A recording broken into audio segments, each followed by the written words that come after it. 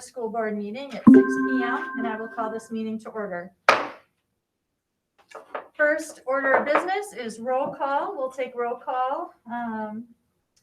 Mr. Bryant, Here. Ms. Buck, Here. Mr. Derricks, Here. Ms. Ostendorf, here, Ms. Tower, Here. Ms. Tift, Here. and Chair is here. All 7 members of the board are here along with Superintendent Anderson, and we have several guests. Welcome to you on the call this evening. We'll go ahead and stand and say the Pledge of Allegiance. I pledge allegiance to the flag of the United States of America and to the republic for which it stands, one nation, under God, indivisible, with liberty and justice for all.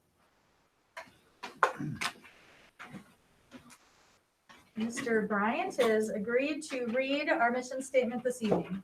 Thank you, Madam Chair. The mission of the Red Wing Public Schools is to educate and inspire all students as they realize their full potential and become respectful, responsible, and productive citizens. Thank you. You see the meeting agenda in your packet. Do we have any changes or additions to make for the agenda? No recommended changes for me. Anybody else? Yeah. Oh, Go ahead. is now the time to say I want to pull something from the consent agenda? No, we'll do that when the consent agenda comes. Okay, so not beforehand. No, we're the regular agenda. Do we have anything we want to change on this agenda? Okay, Madam Chair, I'll make a motion to approve the June 7th, 2021 school board meeting agenda. I'll second. And I got before you, Holly, sorry. Motion That's to okay. Jim, seconded by Anna. Any other discussion? All right, then we will start this time with Ms. Buck. Aye. Mr. Derricks, Aye. Ms. Ostendorf, Aye. Ms. Tower, Aye. Ms. Tift, Aye. Mr. Bryant, Aye. and chair votes aye. So that passes 7-0. Next on our agenda then is to conduct a public hearing and proposed closure of Jefferson School. I need a motion to open the public hearing. So moved. Second. All right, motion to open the meeting by Anna, seconded by Holly. I believe we take a roll call vote on that motion, and we'll start with Mr. Derricks, Aye. Ms. Ostendorf, Aye. Ms. Tower, Aye. Ms. Tift, Aye. Mr. Bryant, Aye. Ms. Buck, Aye. and chair votes aye. So we are now at 6:04, opened to our public hearing on the proposed closure of Jefferson School. Would you like to give any summary there, Superintendent Anderson, about? Yes, I would. And I'll just briefly give an overview and then we'll open it up to the public. The purpose is to hear comments from the public, if there are any. And again, this past year we used Jefferson School for 1 year because of COVID. We needed extra space so we could have more elementary teachers, throughout the district to meet social distancing guidelines, as you know. Out of an abundance of caution, even though we had only planned on it opening 1 year, I thought it would be prudent to go through the closure process just to make sure that we've addressed any potential issues that might surface. And so that's why we're here tonight. We did publish a notice of the potential closing of Jefferson School on May 22nd and 29th in the Republican Eagle. So once again, tonight is to conduct a public hearing to hear what the community believes should happen with the school. As you may know, Jefferson School was built in 1916 and is currently one of 4 K-6 elementary schools in the district. Its address is 601 Buchanan Street. There are 4 reasons why the recommendation is being made to close Jefferson. First of all, we'd only reopened it for temporary reasons. Second, if we did keep the building open, it would cost about $200,000 to $300,000 per year out of the general fund, primarily for additional staff, but also for utilities and some other maintenance expenditures. As I'm sure all of you know, we recently reduced our general fund budget by $2.2 million. And so after making those reductions, if we wanted to keep it open, it would cost another $200,000 to $300,000 per year. There are some significant logistical issues with the building if it remains open. First of all, we'd have an extra building to share class sizes, and that means there would be a greater chance of having greater variations in class sizes between grades. Even having 3 elementary schools, we're going to have that issue. If we added 1 more, it's even a greater issue. We also have some concerns about our specialist teachers and other shared teachers. Once again, we're going to be sharing teachers between the 3 buildings, and if we kept Jefferson, it'd be a 4th. And that includes things like the Title I program, music, band, STEAM, art, and physical education would all be need to rotate between more buildings. Finally, Jefferson School is recommended for closure instead of one of the other elementary schools because it was intended to reopen just for 1 year. It's the smallest building. There is no operable kitchen, and it has the greatest short-term and long-term maintenance needs, including ADA compliance. So I wish I could be at the meeting tonight and say, let's keep Jefferson open. I really do. Last September, despite the tragedy of COVID, having that building open for students and staff was definitely a highlight for me, and I think for so many people on the board and in the community. So I wish I could say yes, but it just does not make sense at this time. So at this time, I'll open it up to the public for comments. In the space here at the high school, we have no members of the public here to speak. Is there anybody on the call that would like to speak? Please put your name in the chat box so I can call on you. Is there any comments from the public on the closing of Jefferson School? Are there any comments from the public on the closing of Jefferson School?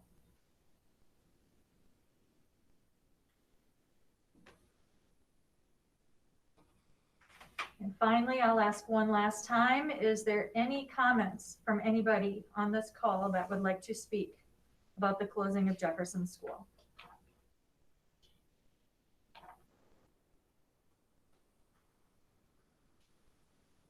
Madam Chair, I'll make a motion to close the public hearing. Motion made by Jim to close the public hearing. I will second. Jennifer will second it. Any other discussion? Okay, we'll take a roll call vote to close the public meeting, starting with Ms. Ostendorf. Aye. Ms. Tower? Aye. Ms. Tift? Aye. Mr. Bryant? Aye. Ms. Buck? Aye. Mr. Derricks? Aye. And chair votes aye. So the public meeting is closed at 6:10. All right, as always in our communications, we have referenced our educational plan in the packet. So I will call your attention to that. The next up item is recognitions and upcoming events. Does anybody have anything they'd like to share? I have one. Jennifer? I would just like to thank Meg Hammer and the media staff for all of the work that they are currently in the midst of doing in collecting all of the Chromebooks and the technology and the books and everything that has been handed out for distance learning this year. She has done an amazing job as always, and she is always willing to give the credit to her staff, and I know that they work hard to in everything that's done with all the media center and all of our materials that the kids have. So thank you to Meg and thank you to her entire staff. Agreed. We are in the IMC right now and it's filled with rows and rows of materials. So we know that there was a lot of work that went into keeping those organized and sorted. So thank you. Other recognitions or upcoming events? Mr. Derricks. Well, I think it wouldn't hurt for us once again to recognize our graduates this year. It was a wonderful graduation ceremony outside. I've heard nothing but positive comments about being outdoors. One of the things that was stressed, speaker after speaker, is the resilience of our graduates going through this last trying year and how true that is. But I also want to take the time here to recognize our entire school staff, the parents, and our community for the resilience they showed in going through this very difficult year to get to where we are today. I'm just so very thankful to everybody, and I'm sure the rest of you have strong feelings that we've done so much in such a short time, and I'm just really proud of everybody, our graduates, our staff, our community. Thank you. Well stated, Arlen. Thank you. Holly raised her hand too. Holly, thank you. I was just going to say, it came to my attention tonight during personnel that Brent from Food Services has taken a position with the state, and it's the PPL or the PLP position. And I don't know if we ever congratulated him. If we did, I have COVID brain, but if we didn't, I would like to congratulate Brent on holding that position. He's a representative for food service people. He represents, what did he say? Did he say 3,000 people, Jennifer? Yes, throughout the state of Minnesota in the legislature and on Capitol Hill. And so from Red Wing, our very own person has been elevated to be a speaker and to hold space for the people that do all of the food work throughout the state. And so I think it's very cool. And I apologize, Brent, for not getting to you sooner. And congratulations. And thank you for representing us. Brent Lexfold, that is. Yes, thank you, Holly. Well said. Yes, for sure. Kudos to Brent. Other public or recognitions and upcoming events. You know, if I could just make one more recognition, Larry Lundblad, the interim director for Minnesota State College Southeast, is retiring a second time.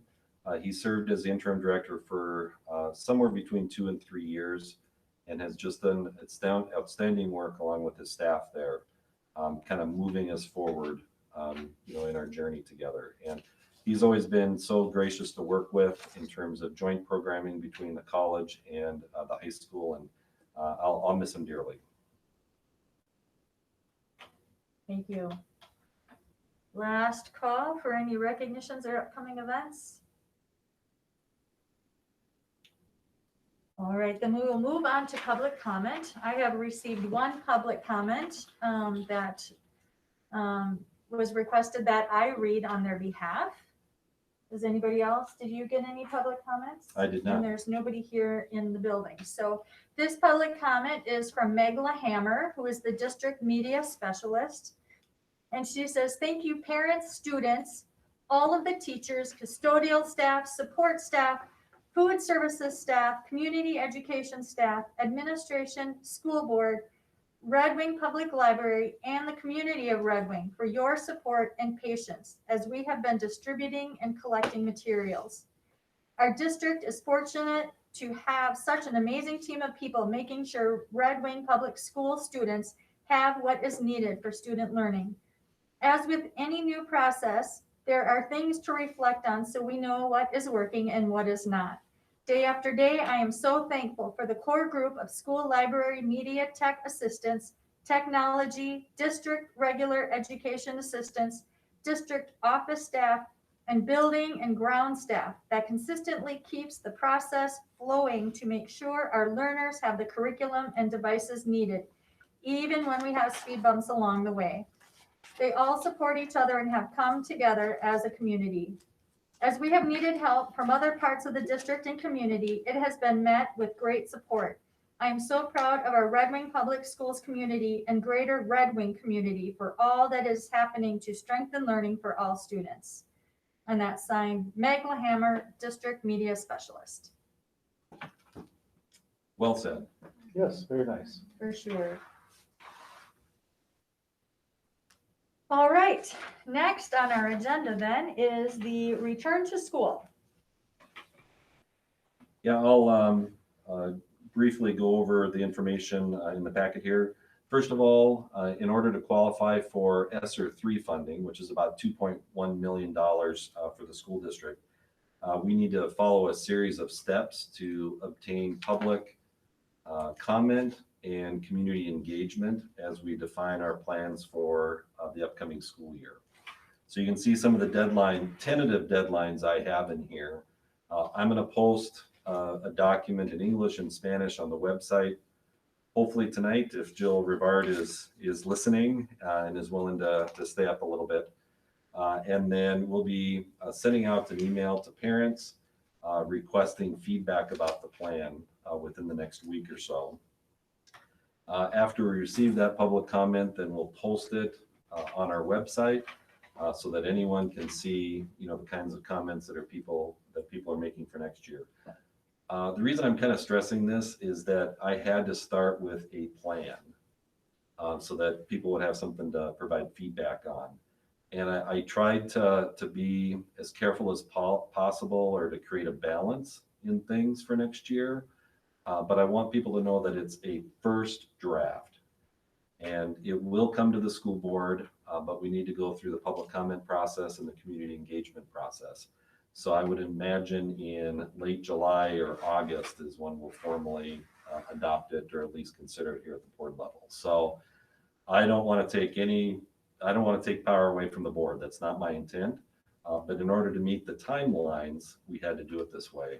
Jackie had a webinar, I think May 26th or May 27th, when we learned all the steps that we had to take. And we have to do some work by June 19th. So that's why we're following that path. There's been a significant discussion at multiple meetings about face coverings and summer school guidance. So you can see some background information. Originally, the recommendation was to simply revoke policy 808 on face coverings, but I connected with administrators and the COVID response team, and we kind of came up with a compromise because many felt that it was going too far too quickly, especially since the kids in Kids Junction, on the adults in Kids Junction, still need to wear masks because of state requirements, at least through June 30th. On July 1st, that's no longer true, but through June 30th, they're expected to wear face coverings. Because we have Summer Blast for elementary kids in the same building as Kids Junction, there are many kids who will be participating in both programs. The feeling from the administrative team and the COVID response team is that the kids in Summer Blast should wear face coverings here in June. So it'd be about 12 days worth of learning. And then everyone in that building, the Kids Junction people and the Summer Blast people would all have the same expectations. Obviously, we'll follow all state guidelines, including the requiring of students and adults who are involved in preschool to continue to wear face coverings until that requirement is null and void. There's still a requirement to have people wear face coverings in school vehicles. We're still encouraging other unvaccinated people to continue wearing masks while on school grounds or involved in a school activity during the summer. But it would not be a requirement. So again, if the board approves this, the significant difference between what's recommended here and just simply revoking the policy is that the kids and adults involved with Summer Blast would need to wear it for the 12 days. That's the significant difference because everything else is tied to state requirements. So that's the recommendation. Mr. Bryant Thank has you, his Madam hand Chair. raised. This is while they're in the building, the rec, Kids Junction and Summer Blast outside, they're not required. I believe that is true unless Don has a different interpretation based on childcare guidelines. And on buses as well, in the building and on buses. Yeah, oh yeah, good point, in buildings and on buses. Other questions or comments? Mr. Derricks? I've been one of the strongest proponents, I think, of wearing a mask in school and following our policies in the past as we move through this pandemic. We are approaching the time, in my opinion, where masking is not going to be required in probably any function, and it's a matter of timing of when this should all be taking place. I want to note that Friday night, I was in the school building. I put my mask on because I knew we had a policy to get my gown. I looked around, nobody was wearing their mask. And that's staff and various people in our district. After I got done with graduation, came in the building.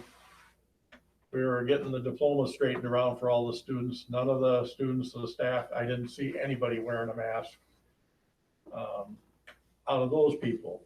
And I'm not going to complain about it because it was probably the right thing to do, but our policy is in place that says we have to wear a mask. So I'm totally in favor of revoking policy 808 or as much of it as we possibly can, as soon as we can.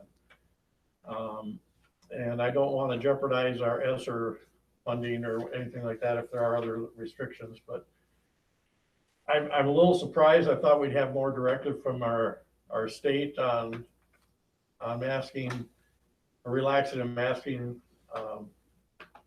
Now, I know the governor has stated that when we get 70% participation in the adults of at least one shot, he'll revoke it, or I believe it was July 1st. So we're following in that. So anything that we can do to remove the mask policy as much as we requirement as much as we possibly can, I'm all for tonight without getting us in any legal issues or funding issues.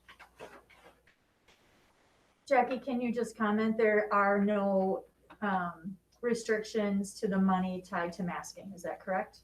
In the required safe learning plan, there you need to mention masking, what your policy is on masking. So we just have to mention it. We don't have to say we're Correct. requiring masking. Yeah, and so in the learning plan that I'm gonna post, again, this is a first draft. Yeah. I just indicated that we would require masks if required by the state. So, and of course, this is for next year, so we don't have to worry about summer school. It's next year's plan. Okay. So that's what I put down. And I had to do that for a lot of different things like quarantining and, a bunch of other things because, we just don't know what it's going to look like. And so we want to, keep our options open. Sure. Yeah, it just there's a number of points we have to hit in the safe learning plan, and one is what we will do with masking. Yeah. Okay. Shonda Jorgensen, who is on our COVID team, has put in the chat box that if students are outside, they do not need to wear masks. So thank you, Shonda, for that clarification. Anna, you're in the queue. Yeah, so looking at what's in our packet and the recommendation, are you asking for all 5 of these things? So I'm just confused about revoking the policy, but then still basically having a policy. Like, should it be amend policy 808 or I don't know. But I think it would probably be easier just to revoke the face Okay. coverings policy entirely. So Okay. that's the first item. Okay, But then, if the board is agreeable to it, to, adopt the other 4 items there. So it's a little awkward, but I think it was an easier approach to address instead of trying to amend the policy and there's so much verbiage and those kinds of things. So I kind of viewed it as a simpler way of doing it. then I will move to revoke policy 808, face coverings immediately, require students and adults involved with Summer Blast to wear face coverings if students and adults involved with Kids Junction are required by the state to wear them, require students and adults involved with preschool to wear face coverings if required by the state, require students and adults to wear face coverings in school vehicles if required by the state, and encourage other unvaccinated people to continue wearing masks while on school grounds or involved with a school activity during summer 2021. I will second. Motion made by Anna, seconded by Jennifer. Any other discussion? Seeing none, we'll take a roll call vote, this time starting with Ms. Tower. Aye. Ms. Tift? Aye. Mr. Bryant? Aye. Ms. Buck? Aye. Mr. Derricks? Aye. Ms. Ostendorf? Aye. Chair votes aye, so that motion passes 7-0. So because we revoked policy 808 effective immediately, voila. That was the one I was gonna Oh, ask. Thank you. We can see Okay, each other's faces, We lovely. look just a lot like Holly and Nikki right now. Wonderful, thank you.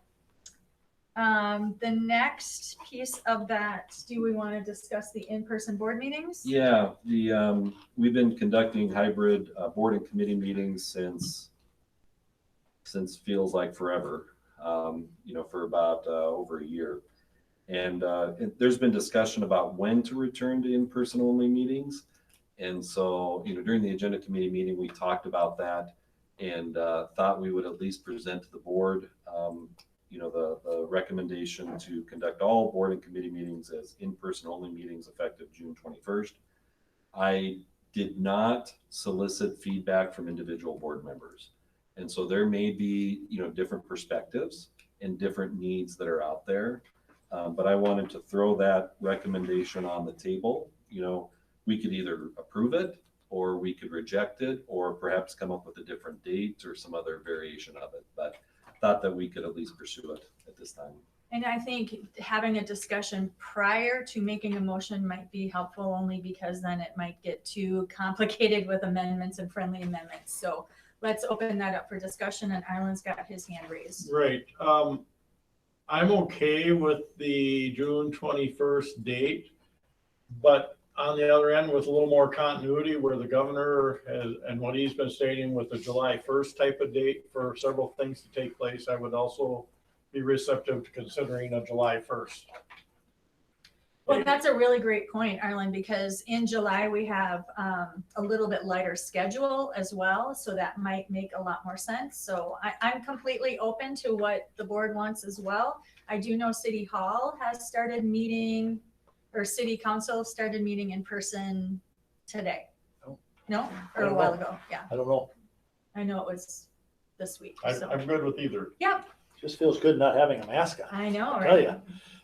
Nikki, You look better too. I think Holly has her hand raised Oh. as well. Sure she did. just if, for consistency's sake, Holly, just put your name in the, I actually have the queue up right here on my screen, and it's bigger than normal, so I can't always tell when your hand's raised. Sorry, I will call on Holly first and then Nikki. Go ahead. Okay. I would like to see us stay with the current model until school starts. There are a lot of things that people have planned for, not planned for. Things will come up. And when school starts and we're hopefully back in full swing normal, that's when I think the board should be meeting in person. That's my take on this situation. I think the flexibility is still key. I think there's still a lot of people unvaccinated. I don't think a board member should necessarily have to be out of a meeting because somebody they may come in contact with may have COVID, so that they can't attend the meeting in person, just until the school year starts, when we have hopefully a little bit more idea of what's coming from India, and hopefully a little bit more idea of what's going to happen with our summer programming, especially kids in sports, running all over the place. So that's my thought, is that I would like us to go till at least the beginning of the school year. Nikki, I would agree with Holly because as far as I know, that's what we all discussed at that one meeting. And I had my mind. I have a kidney disease. I get probably one flare up a year. I've had 3 this year. You know why? Because the stress of this. It's opened up wounds. And as you could, well, none of you would have ever imagined about the recent history of events with the 215 children found at the residential boarding school. These are the things that I'm telling you all about that were already traumatized before we even enter the school district. So I quit my job. I have to pick one or the other. I'm far more effective for fighting for people's rights than I am in those gardens because I can still go in those gardens.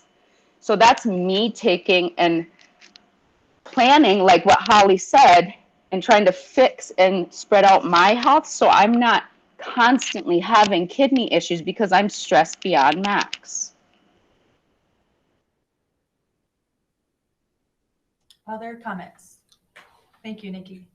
If I could, oh, here, let me put my name in. Oh, go ahead. One thing, and I'm not trying to steer the discussion, as far as a date, but if you do choose to make a motion as far as starting when school starts, it'd be helpful for me if we could have a specific date, so we don't have to decide later, was that the first teacher duty day or is it the first student day, that kind of thing.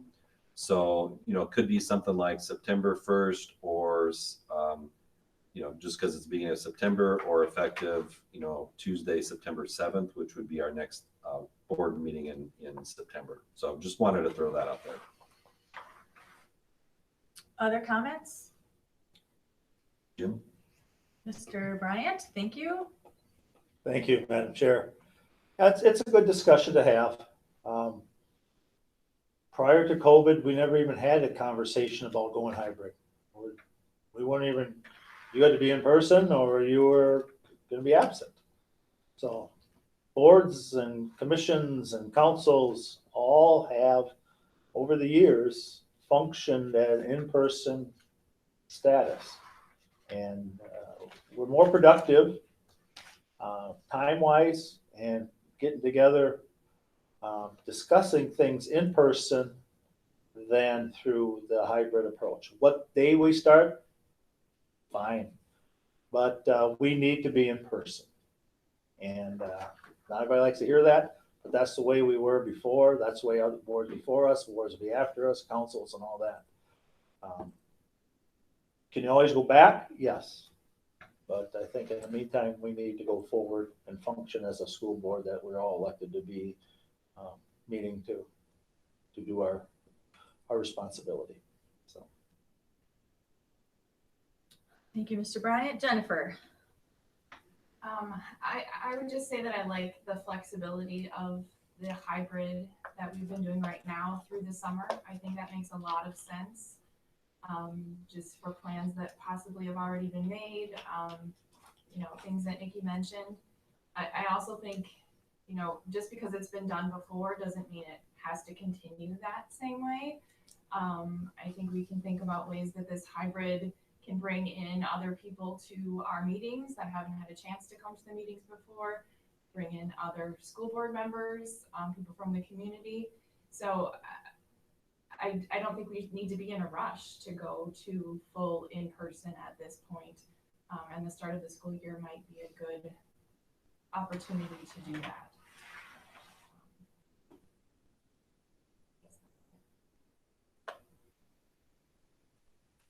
Anybody else?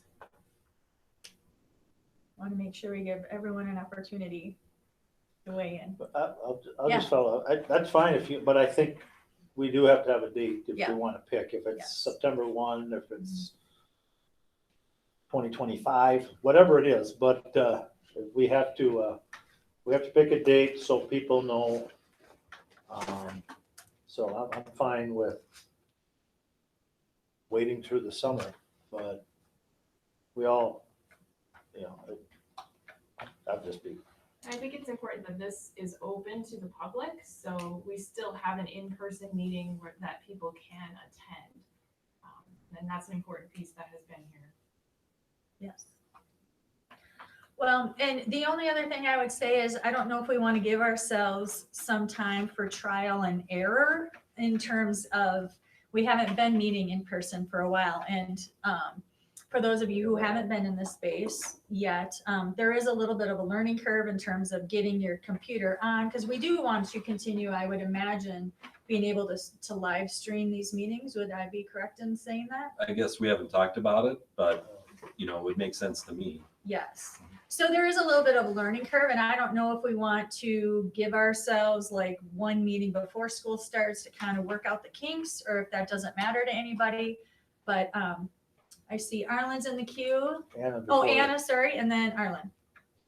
I'm fine with, you know, any date. I think the flexibility is really nice, that I was able to be part of the workshop 2 weeks ago, even though I think I was in Virginia at the time. I don't remember. I did a lot of traveling. So, you know, that's really nice. And if somebody has kind of planned on that, you know, that would be, I think it does make sense, like Jennifer said, to keep it that way through the summer. Beyond that, I don't really have, you know, strong feelings about when the date would be. But I just also wanted to weigh in that I think it is really good for us to be able to have the streaming option.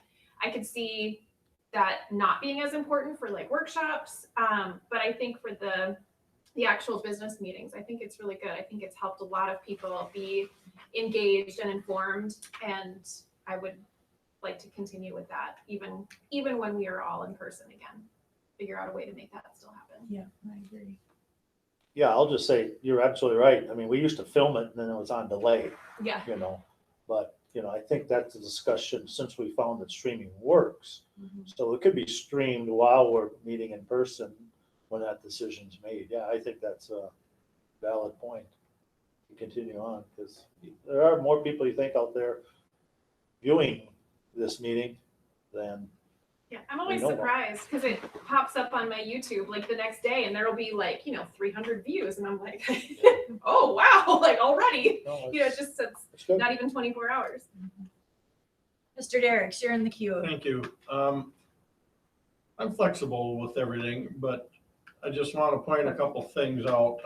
I find it challenging to do our current hybrid system where we're in person and distant. It's challenging for me to function this way. I thought it worked extremely well when we were totally distance meeting. I don't know, remember what the right term was. Our viewerships were astronomical at that time, but I don't believe it was really the right way to run a board. But I actually preferred that to this in-person uncertainty, who's here, who's there, and yeah, we are meeting. The system we're in right now, I think, is a result of the governor's orders, or somebody that allowed us to have our meetings hybrid and distance. Correct. Where before there was a way to do some things under certain circumstances and stuff. And I guess I am wondering if the governor will revoke that order anytime soon, and that would be the time for this to take place. Yeah, my understanding is that that as soon as the emergency powers are lifted, that a lot of these allowances are no longer valid. So certainly if that happened, let's say July 10th, then we may need to come back in person regardless of what the board decides. With what you said there, my thoughts on the governor may have some other stuff. I'm totally supportive of us continuing the hybrid system that we're currently using for a period of time, but I do think we got to seriously look at getting there sometime this year. But I don't think there's any rush to do it today or tomorrow. So thank you. Holly. Yes, thank you. Pam, I liked your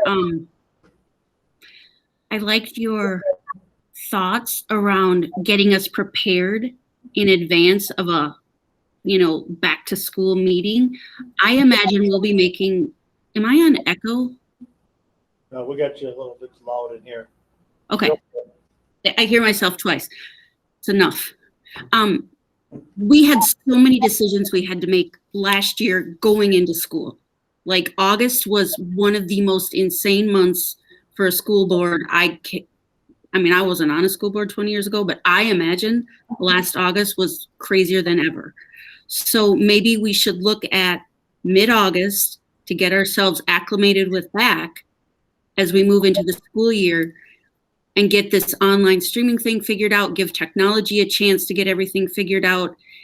Spacing, we have 20 people on the call right now. You know, it's hard for me not to propose streaming, like Anna said. So, and like Jim agreed to. So I just think that your idea of getting us prepared in advance makes some sense. And I'd be willing to go into mid-August.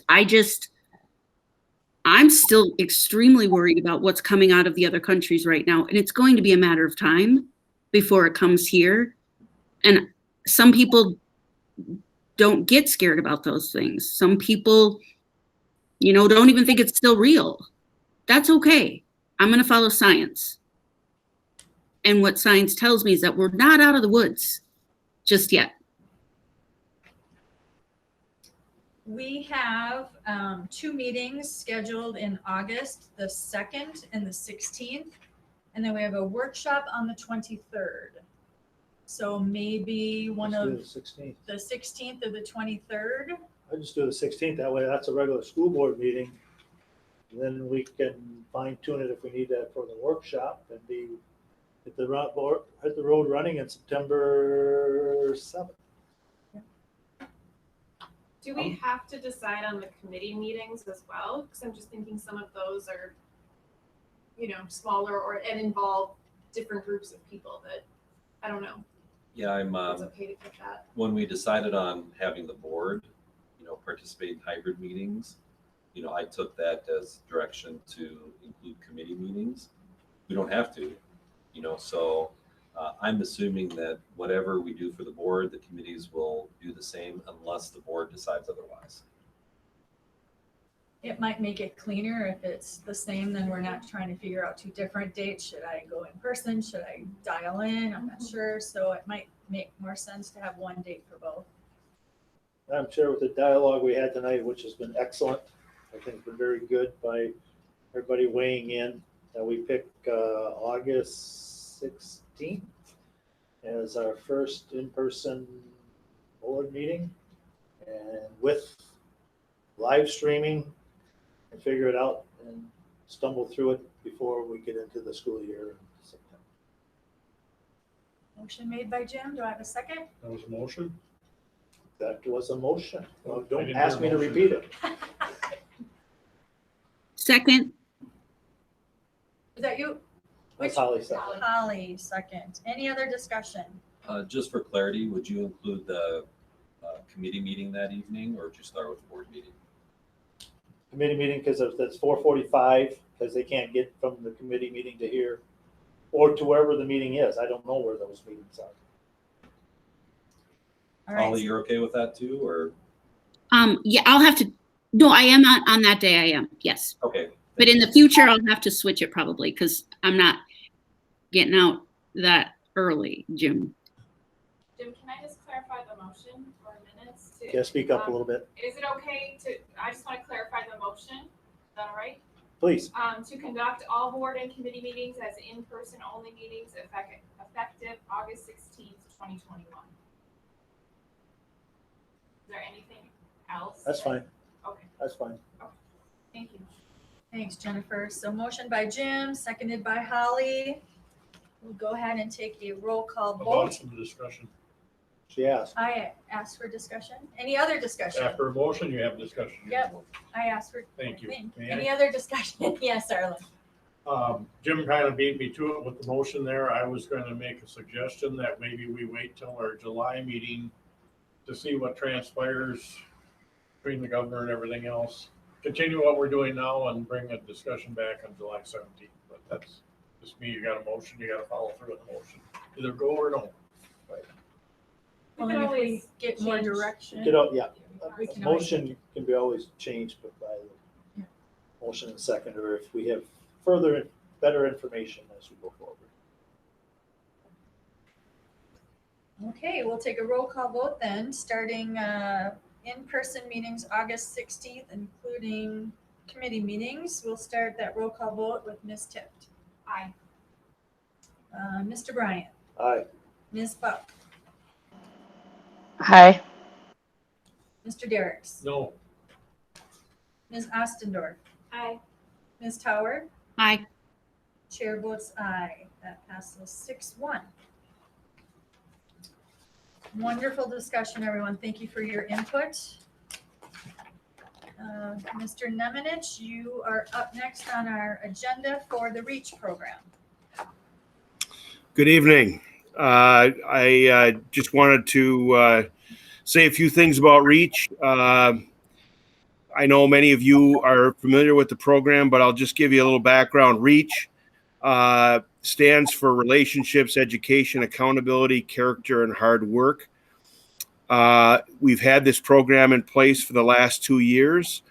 It's serviced between 60 and 80 students per year who have struggled academically and emotionally in the educational setting.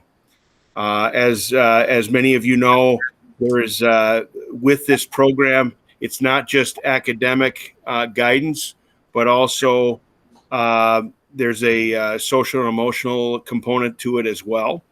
It is a regularly scheduled class that students attend in their schedule, and it's been headed up by Ms. Patty Stahl, who has unfortunately, due to reductions,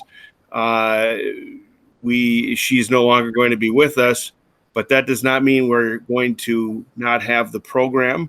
We want to continue it. It's been successful. We know that there are a lot of parents that have appreciated what the program has brought for their children. So we want to continue this program, and we want to enhance it a bit. And we were actually going to do this regardless of personnel. We were looking at adding a component to the program for this coming year by enhancing it with credit recovery as well. Because many of these students who are in this program are behind in credits, and probably even more so now due to the kind of year we've had. So what we're hoping to do is kind of meld REACH with what we call our Success Lab. And the Success Lab essentially is a credit recovery class that we have offered over the past 2 years as well, if it works into a student's schedule. And then we want to kind of meld that, like I said, as part of the REACH program. So that will be a component of the REACH program, as well as academic guidance and the social emotional learning that they were doing as well. The position will be at a 0.6, and which is what we had this past year. We're hoping to grow it back eventually to a 1.0. And we envision this as an opportunity to create, hopefully, a school within a school that could offer alternative programming for our students who struggle with traditional forms of secondary ed. So that's kind of the REACH program as it stands right now. And I don't know if anybody has any questions about it. I'm certainly happy to answer any. Holly, George, did you keep data on the success rate of REACH this past 2 years? Yes, we have kept data, and what we see is our students have shown success with the particularly when they're in REACH, their success with classes that they're taking at the moment is much greater than if they're not in REACH. So we see it as a very successful intervention in our building. And a key intervention, actually, because we're trying to develop more, but this is one of the bigger ones that we have. Okay, so I'm going to follow that question up with an observation or a wondering. Mm-hmm. I'm wondering why that position was cut instead of the sub position that you just mentioned to us in the personnel committee, and taking that money for the sub position. Why didn't that go towards the REACH position? if you have indeed seen data and results with the program being fully staffed at 0.6 instead of the request that you're asking for. That's my wondering. And I'm wondering if you could have a conversation with Karsten about that a little bit more. Yeah, I think so. I'm not sure if I think the reduction that I was referring to though is really that had more to do with not so much the position. We're still having the REACH program as it exists. So that's not really a reduction. But we can talk about that, surely. But it's not really, I wouldn't call this a reduction. It's basically staying the same as it was this past school year. Without a staff person running it. We do have a staff that we're going to have running it. Yes. You're going to be replacing it with a teacher? Yes. So that position then wasn't cut. The staff person who was running it was cut, but we are going to have the program continue with a different staff member, correct? Yes, more chatting with Karsten, I think, would help me understand that more. Okay. Yeah, it basically what we're doing is we're maintaining REACH. We just wanted to make sure that we could staff it. We staff it with somebody different than who we had in place before.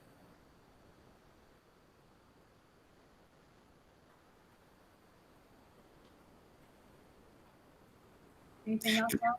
Well, you have the floor. Oh, sorry. No, I'm just thinking. I was thinking in a weird face.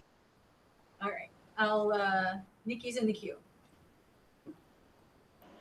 I was wondering at what grades this was available for.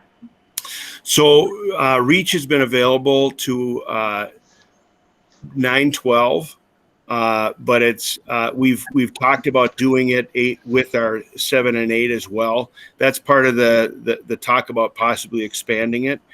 But at this point, we've basically kept it to a 9-12 because of the credit aspect of it, the credit bearing aspect. So.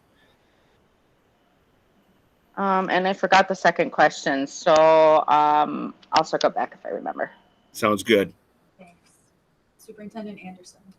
Yeah, I'll further answer Holly's question. I think part of the reason that this position was reduced instead of the permanent sub position is that each level of grades, so for example, elementary grades and high school grades, were given a budget target as far as positions and including teaching positions.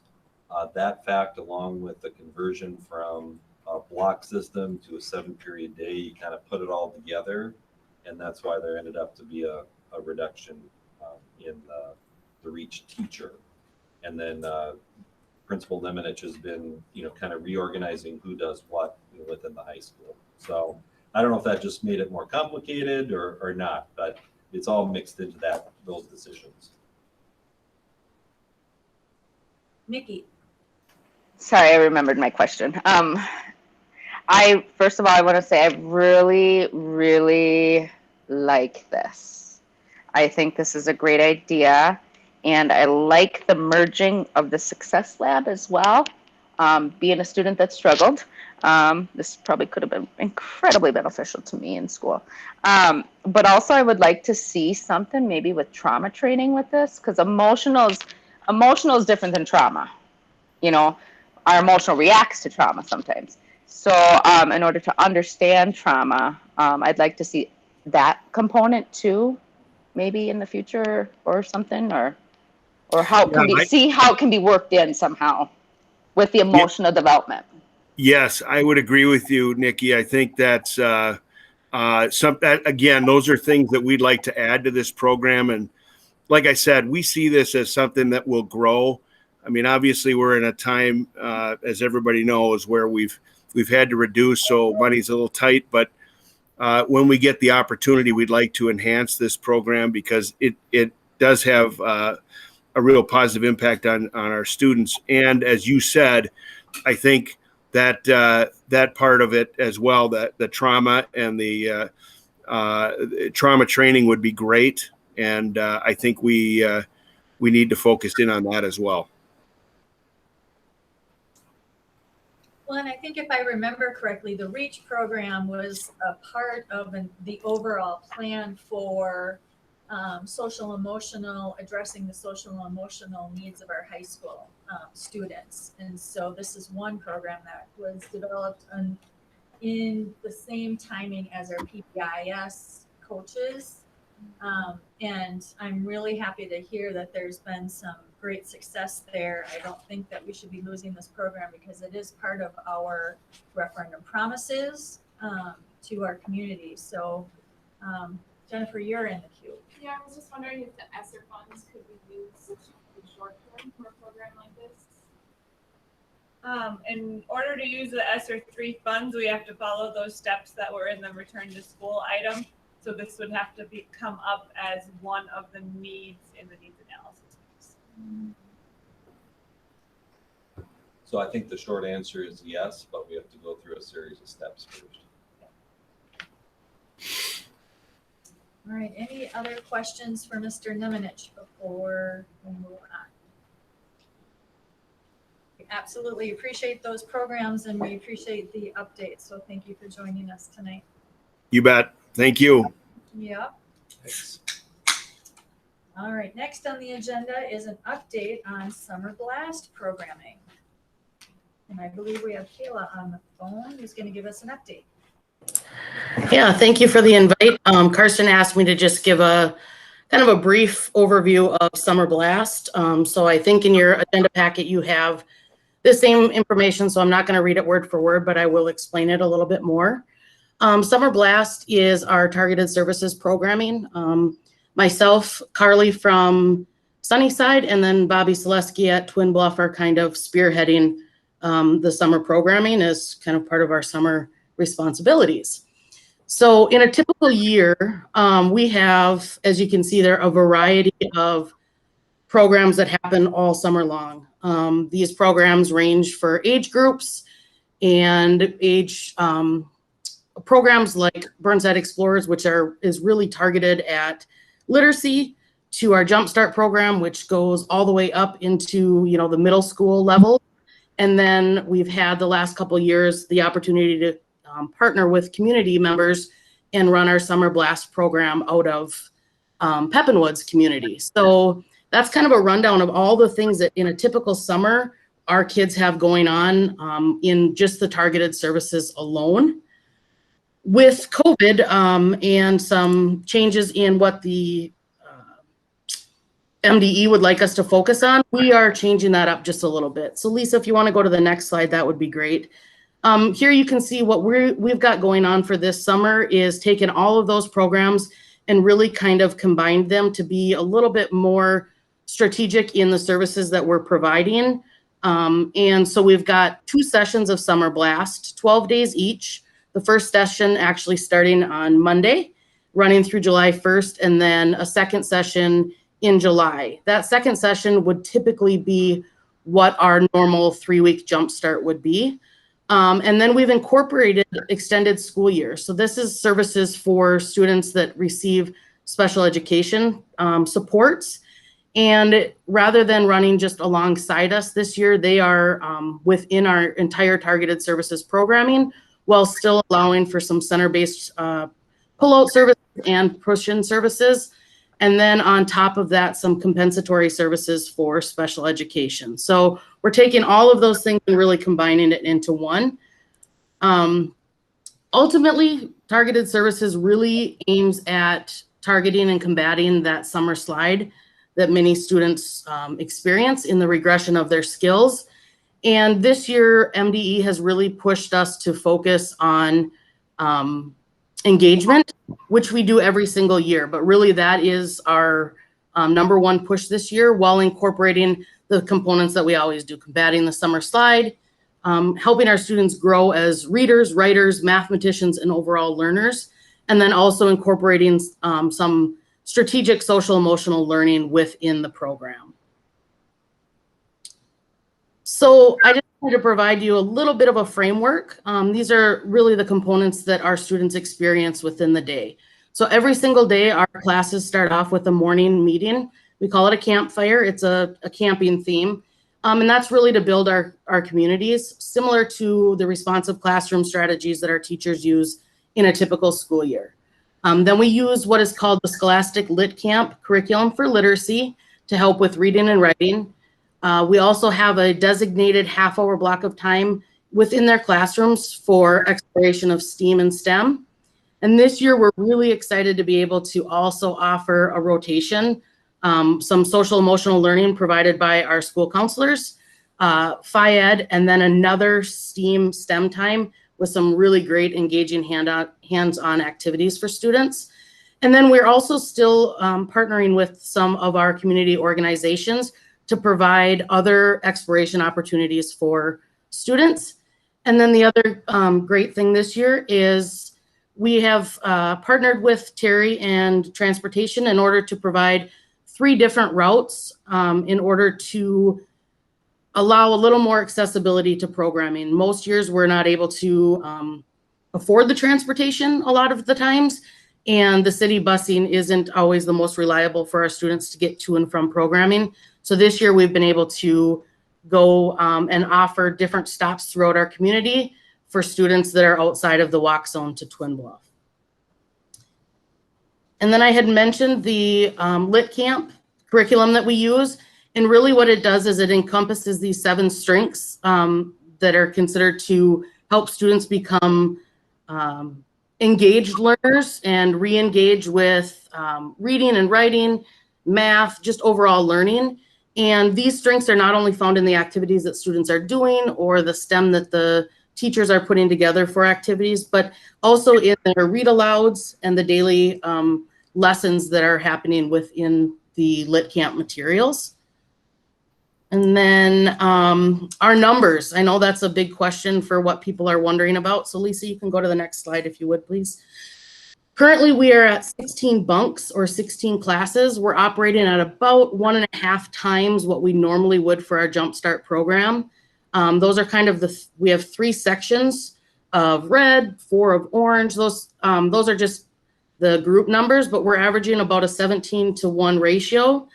And we've been fortunate enough to be fully staffed thanks to some amazing teachers, and then also have had the opportunity to hire some support staff to allow our groups to be just a little larger than what we normally would, to try to really scoop as many kids as we can. We do have a waiting list right now for both sessions just because we are at max capacity. And then I just wanted to share with you just a sample of what a day would look like. We run 9 to 12:30. We are able to provide a free breakfast and lunch, which is exciting for our students. They have about 90 minutes of literacy and other activities that are around those 7 strengths, a half hour of STEM in their classroom, a lunchtime, and then another specials rotation, a little bit of independent reading, and then that closing circle to just bring everybody back together. So in a really quick nutshell, that is our summer blast, and we are super excited about it. And I have Carly on the call here too. If we've got any questions, we would be happy to answer them.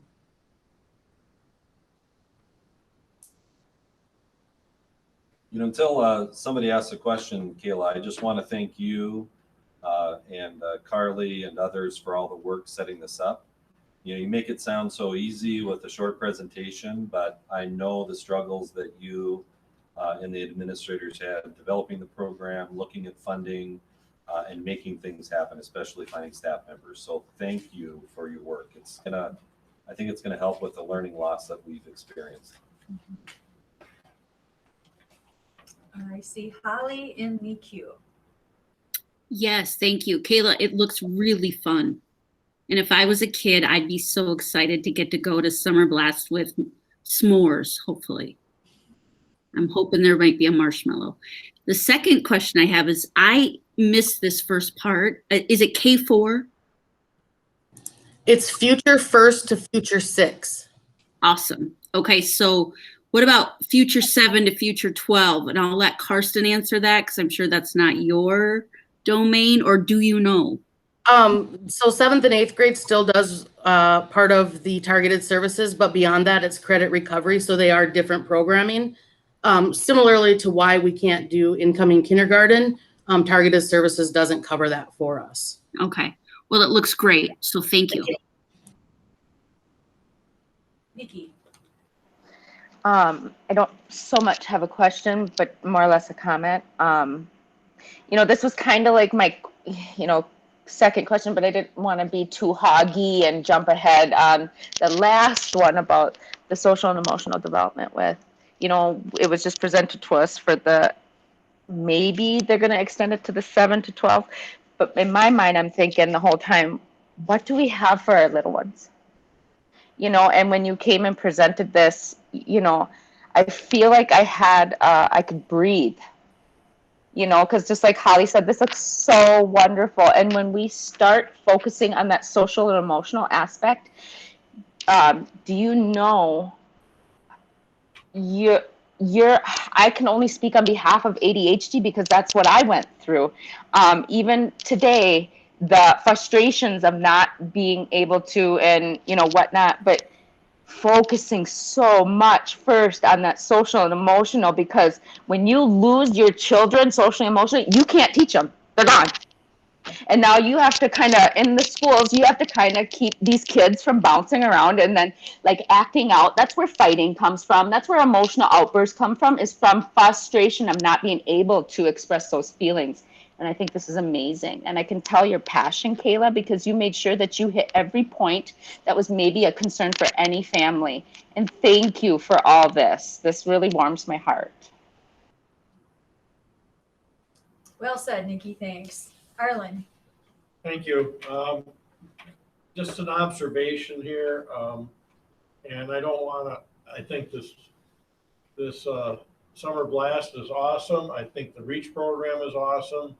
I see Summer Blast does have targeted services, grades 7, 8, but we hit on that a little bit. But it seems like we have a program in place for grades 9 through 12 with REACH, and we got Summer Blast, which focuses for the majority of it on going through grades up through grade 6. And with our move of students to the high school, 8th graders or 7th graders to high school, I get this feeling, and I might be all wrong, but we're missing an area to focus on in grades 7 and 8. It just seems like there should be more for them. And it's not reflecting on this program. It's just, where are they falling through the cracks at that age, those grades? So just my observation. Thank you. I do believe that they have a Jumpstart program for 7th and 8th grade. Robin Pagel kind of heads that up, but I can't speak to what it encompasses or looks like. That's here. It says 2 weeks, June, 2 weeks, Jumpstart, 7, 8, targeted service. And then I'll just add that during the school year, we do have a teacher used to be assigned to Twin Bluff Middle School, so it's grades 5 through 7. Because of the K-6, 7, 12 model, that's kind of been, changed. But in a typical year, we do have some support during the typical instructional day. We'd like to expand it, to involve more kids, though. Any other comments or questions? Carly, you're in there. Yeah, we just really want to extend thanks to all the people who have taken part of their summer to work this program. Our teachers and our paras are tired. They have worked for the last, month, year and a half.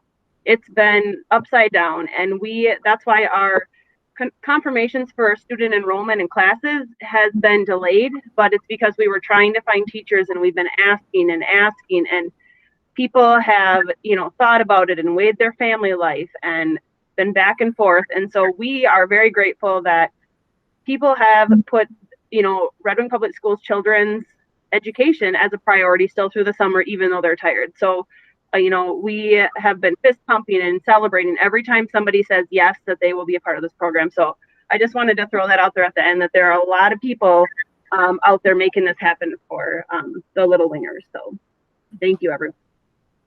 Thank you. I'll just echo that. We certainly need our village, and we appreciate everybody who's been able to step forward and be a part of this program and all the summer programming, because our kids need us. And so thank you for that extra time and effort.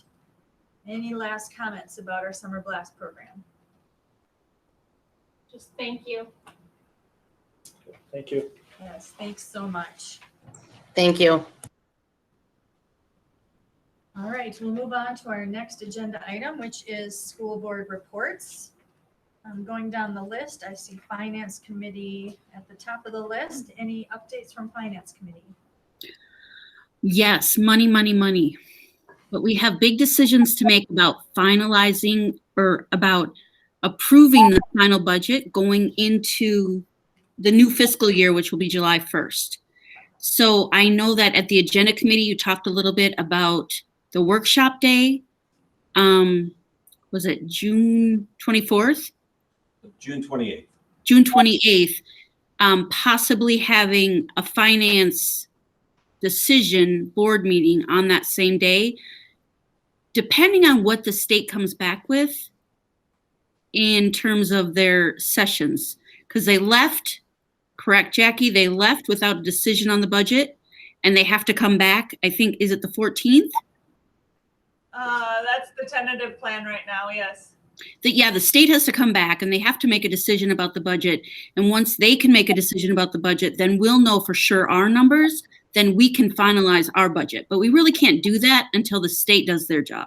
And what I mean is the legislature. They have to finalize their budget. So that puts us in a time crunch. Jim, you want to add anything? No, you're right. I think we talked at the Finance Committee about asking and looking at a special meeting probably on the fourth Monday to give them, if the legislature meets on the 14th, which is like Jackie said, the tentative date, gives us 6, 7, 8, 10 days to iron out whatever they decide, so we can plug those numbers in to have a meeting. Because we have to finalize our budget, as you mentioned there, Holly, for that next fiscal year, and we'll do that no later than, the 28th will be the last time we meet. Yeah. We'd like to get it wrapped up before the new fiscal year starts. We have to. We have to. Oh, yes, we have to. We must. We must. You can skip me then, because I was going to emphasize that point. That was we my will have comment to do too, is that. whether they're done or not, we have to approve a budget by June 30th.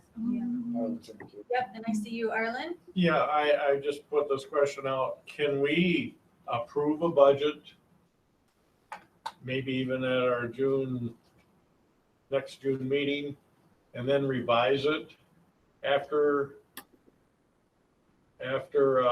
July 1st, rather than waiting for these numbers? Because in the end, it's going to be hodgepodge trying to put it together and make it fit to what they do. I say the legislature is us. But when our legislature comes up and this is what the final numbers are, we're either going to have more money, less money, or the same amount of money. But at the same time, we can't be holding up our entire planning for the next school year. We're just going to have to buck it up and say we're going to do this regardless of where those fundings are. So I'd be supportive of approving a budget at our next meeting and revising it later if we have to. What are we approving later tonight? Not approving or approving? What are we putting up? Current budget. The current revised budget with the ESSER 2 funds. That would be for the fiscal year that ends this June 30th. Okay. So Arlen, I didn't think of that. I don't know what Jackie and Jim think, or Karsten.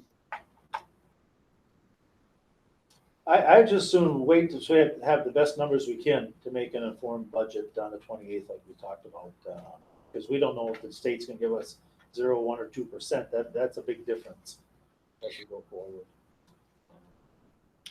Every budget can be revised. If we don't, then we'll go back to Plan B. We'll have to just approve something. But, And I know Jackie has a very nice, quick system in place. She's got all the scenarios up. Right, Jackie? And I just say that because I know you do. You're good at it. Well, and June 28th is already a date that we're meeting as a school board for a workshop evening. So we would just hold a special meeting prior to that workshop or replace the workshop with a special meeting. So we're not asking for another night or another time. It's Correct. an important piece. So And technically, that's our finance committee date, is the last Monday in June. So we should know what we know for that night. okay. that's a lot of no's. It is a lot. We should know, Jim. I mean, there's 3 of us, you, me, and Jackie. No. You know, you know. 4 no's. You know, when you know. All good. Well, that'll be Five. done and more to come on that. Operations Committee. Thank you, Madam Chair. A couple of things we talked about today will be later on in the business items.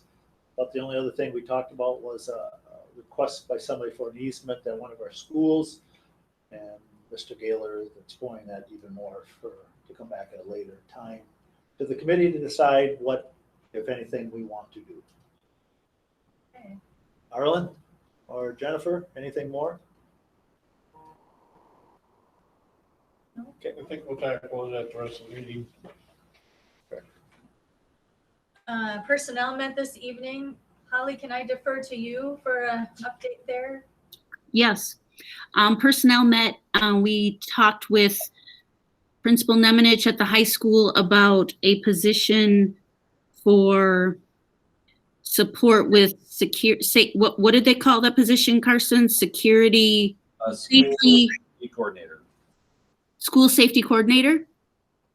No final decision around that was made, but we just talked about it. And then we talked about the new early childhood director through community ed and what that all entails, and securing that position through Red Wing Public Schools, no longer GCED. And we talked a lot about a communications director, or not director, sorry, a communications person for the school district in a more formalized capacity, somebody to generate consistency and a clear message about all of the wonderful things that continue to happen in Red Wing Public Schools, and kind of as a person who can monitor when things might go wrong, where there might be a communication out there that some people don't like, and then it gets all over the place. Somebody who can help Karsten and the board with a formalized message around situations that we can't give all the details to, but we can give some details to.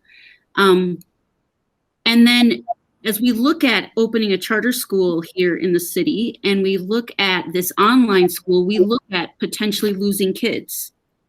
And we have to be proactive in that measure, moving forward with how do we communicate again to the community and outside that we are where you want to go. We have summer blast, things like that. So, and then the last thing was, and that's not formalized or anything, there's going to be more research on that. The only one that was formalized was the GCED position moving over to the Red Wing position as far as the early childhood and the special ed. And then we talked about a position for food services. Brent Lexfold is now being asked to take on another piece from the state around the free and reduced and different points about how kids access food, with what kind of dollars, with what kind of funding. And so that's a huge piece to his job responsibilities that he already has. And he's been functioning without any clerical staff or any assistant this whole time that he's been running our food service, and done an amazing job. So one could say, well, then why does he need it? He's done such a great job. But somebody else could say, do we really want to keep burning out our employees with when they ask for help. And so I'm going to lean towards he doesn't ask for much, and he has put this position out there. He would like us to secure the contract with the cooks prior to any more discussion around that, but he just wanted to give us the heads up that this is potentially coming. And somebody to help with concessions and just the ordering, all kinds of things, taking some of the stress off of the cooks who do a lot of the ordering so that their job can be more with the community of the kids instead of stressed about what they need to order. So that was personnel. So there's a lot of to be continueds on that. 3 out of 4. Yes, yes. Legislative and policy. Any updates there, Mr. Daris? I'm not sure what we did at the last meeting here. We met on May 17th. We talked about a non-discrimination statement that'll be coming before the full board for review. I'm not sure is that tonight. And then talked about data sharing procedures. And we'll be getting the second draft of June 21st committee meeting. We're waiting for some other policy changes to come for suggestions from Minnesota School Board Association. And then some other policy change recommendation would be policy 503 student attendance and policy 613 graduation requirements. And the graduation requirements are going to have to be adjusted because of assuming a high school 7-period day. Then I think that pretty much covers bases of that meeting. Wonderful. With negotiations, I can tell you we haven't moved on any of that right now. We're still, it's a waiting game with the numbers and where we're headed with that. So more to come. Any other meetings that anyone would like to share? Anna? So the community ed met, but even, and the minutes for that are included in the packet, but a couple additional things kind of since the meeting. Kids Junction currently has 200 students enrolled and they're fully staffed, and they're excited to be offering field trips again this summer because they weren't able to do any of that last summer with COVID. The Red Wing Water Park will open Wednesday, June 9th at noon. Aqua exercise, lap swim, and swimming lessons are offered at the pool in the morning. And the pool is fully staffed and they have been having lifeguard trainings. The natural playground is being installed at Twin Bluff, and I believe there's some more information in the packet about that with when that kind of the big grand reveal. Driver's ed, the Park Naturalist program, youth and adult classes and camps, as well as adult basic education programs are filling up quickly, and the staff at Community Ed and Recreation are looking forward to a very busy and enjoyable summer. A lot different than the last year. Yes, much different, fortunately. And then the equity team may meet during the summer, but that's still kind of a to be determined. But for sure, we'll start up again with the school year. Thanks, Anna. Anybody else? The curriculum instruction and assessment committee met for a very short time, but it's kind of fun. Just shared with us that they're working on creating elementary classroom book sets. Oftentimes our teachers are the ones that go out and purchase those books to have in their classroom. But it's nice to see that the district is focusing on that as part of the curriculum and really focusing on diversity and inclusion and making sure that those book sets represent our students and the world beyond Red Wing. So that was exciting. They're doing that K through 6, and then also looking at the high school course book sets to make sure that the books that we're offering in each of our courses also focus on our population and students learning about more diversity and inclusion for our students in their classes, instead of always going back to those same books that we've taught for years. So that was kind of fun to be able to see the book list and learn more about all of the new books that actually Megla Hammer spent a lot of time finding for us. Okay, thanks. Anything else?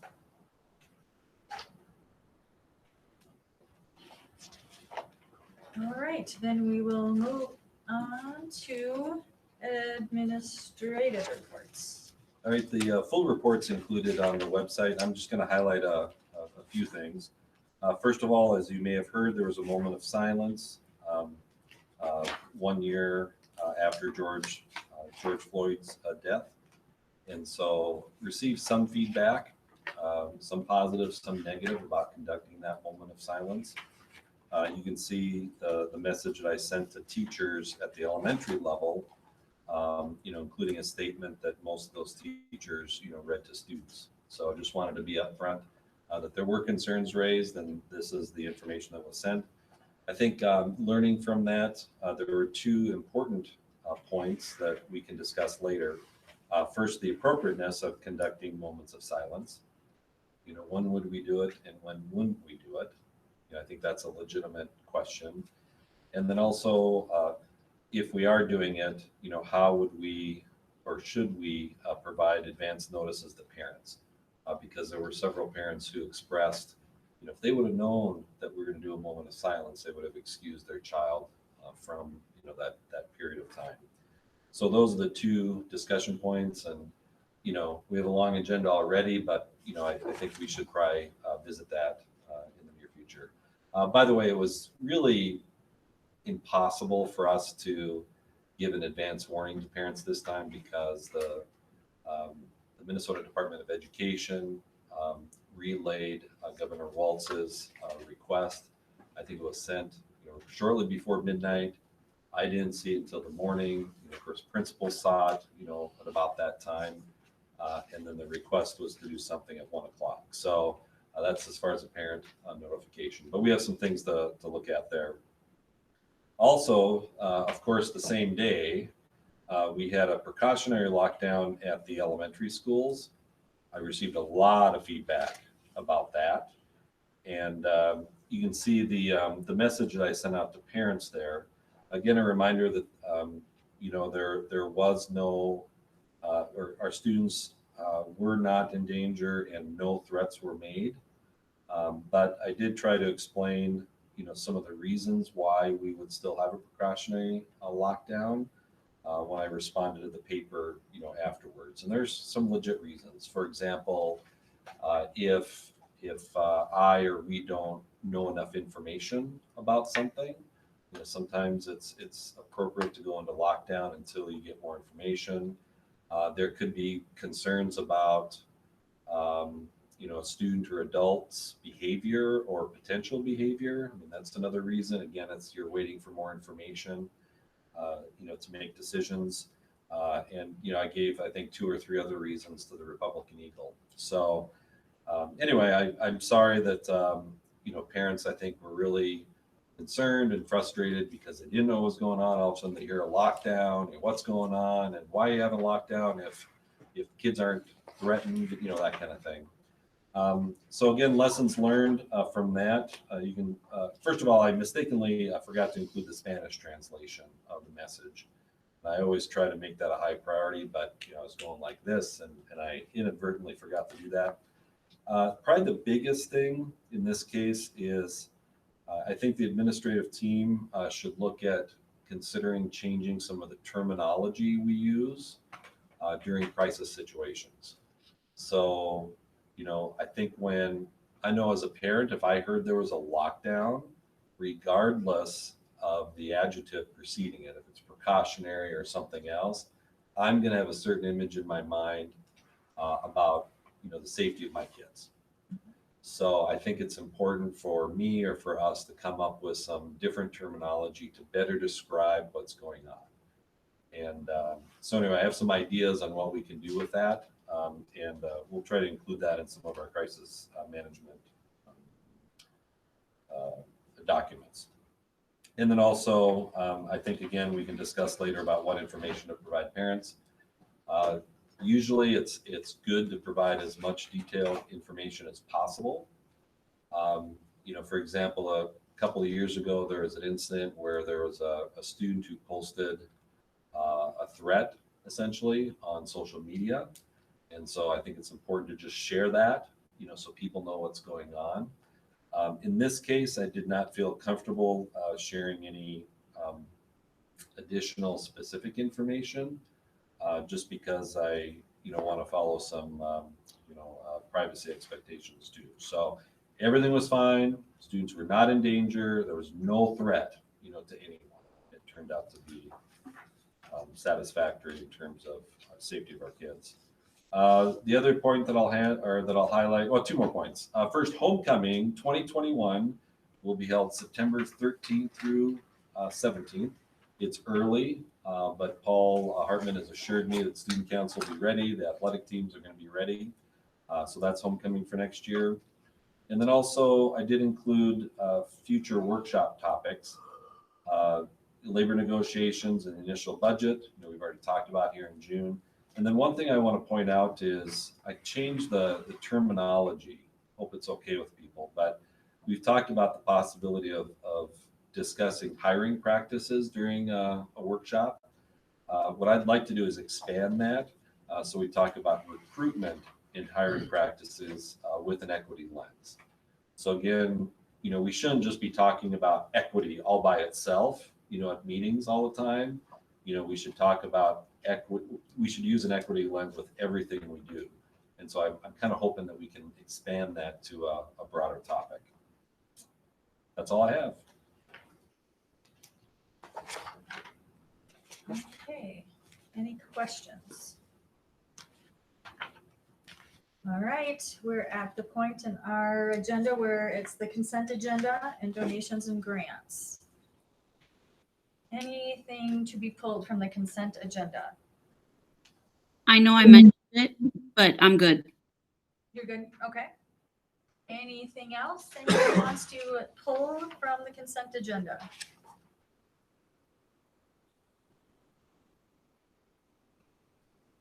All right, seeing none, then I will look for a motion to approve the consent agenda as presented.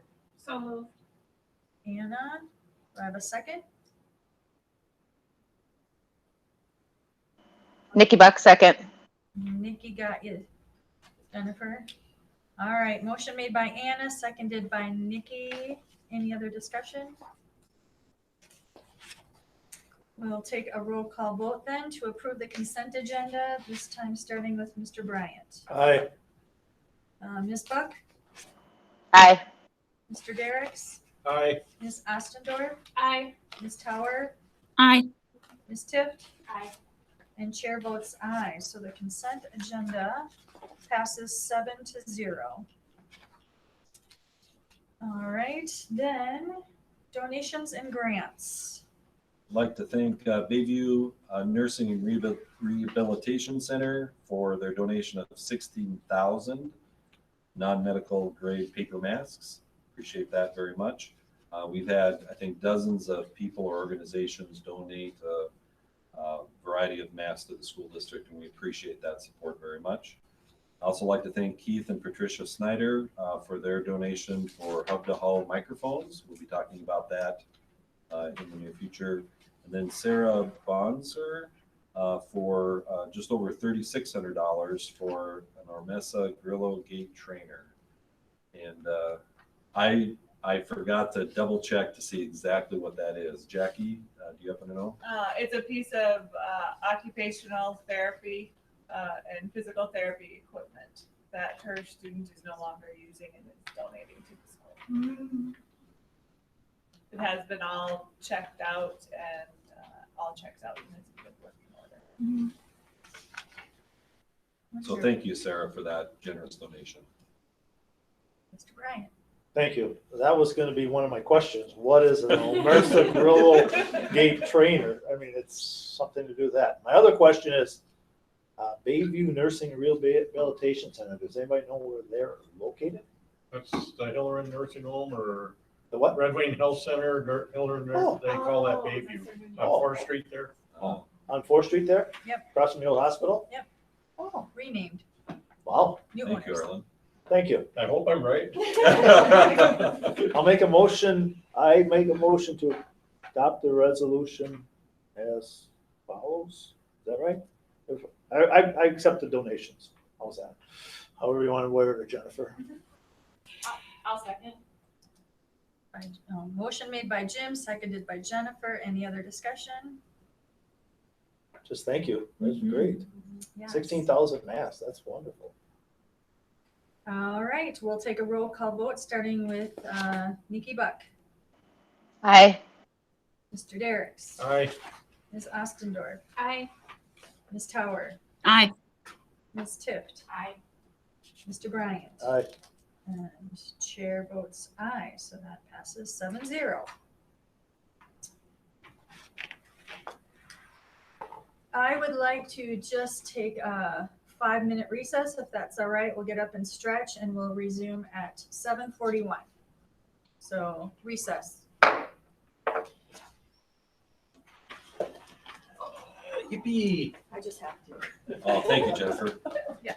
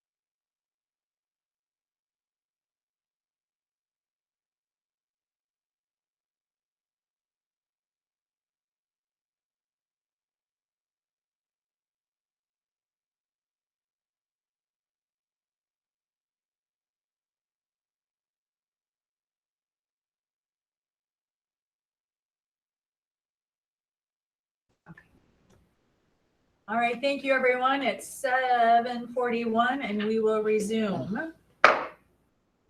All right, next order of business is change in school calendar for the 21-22 year.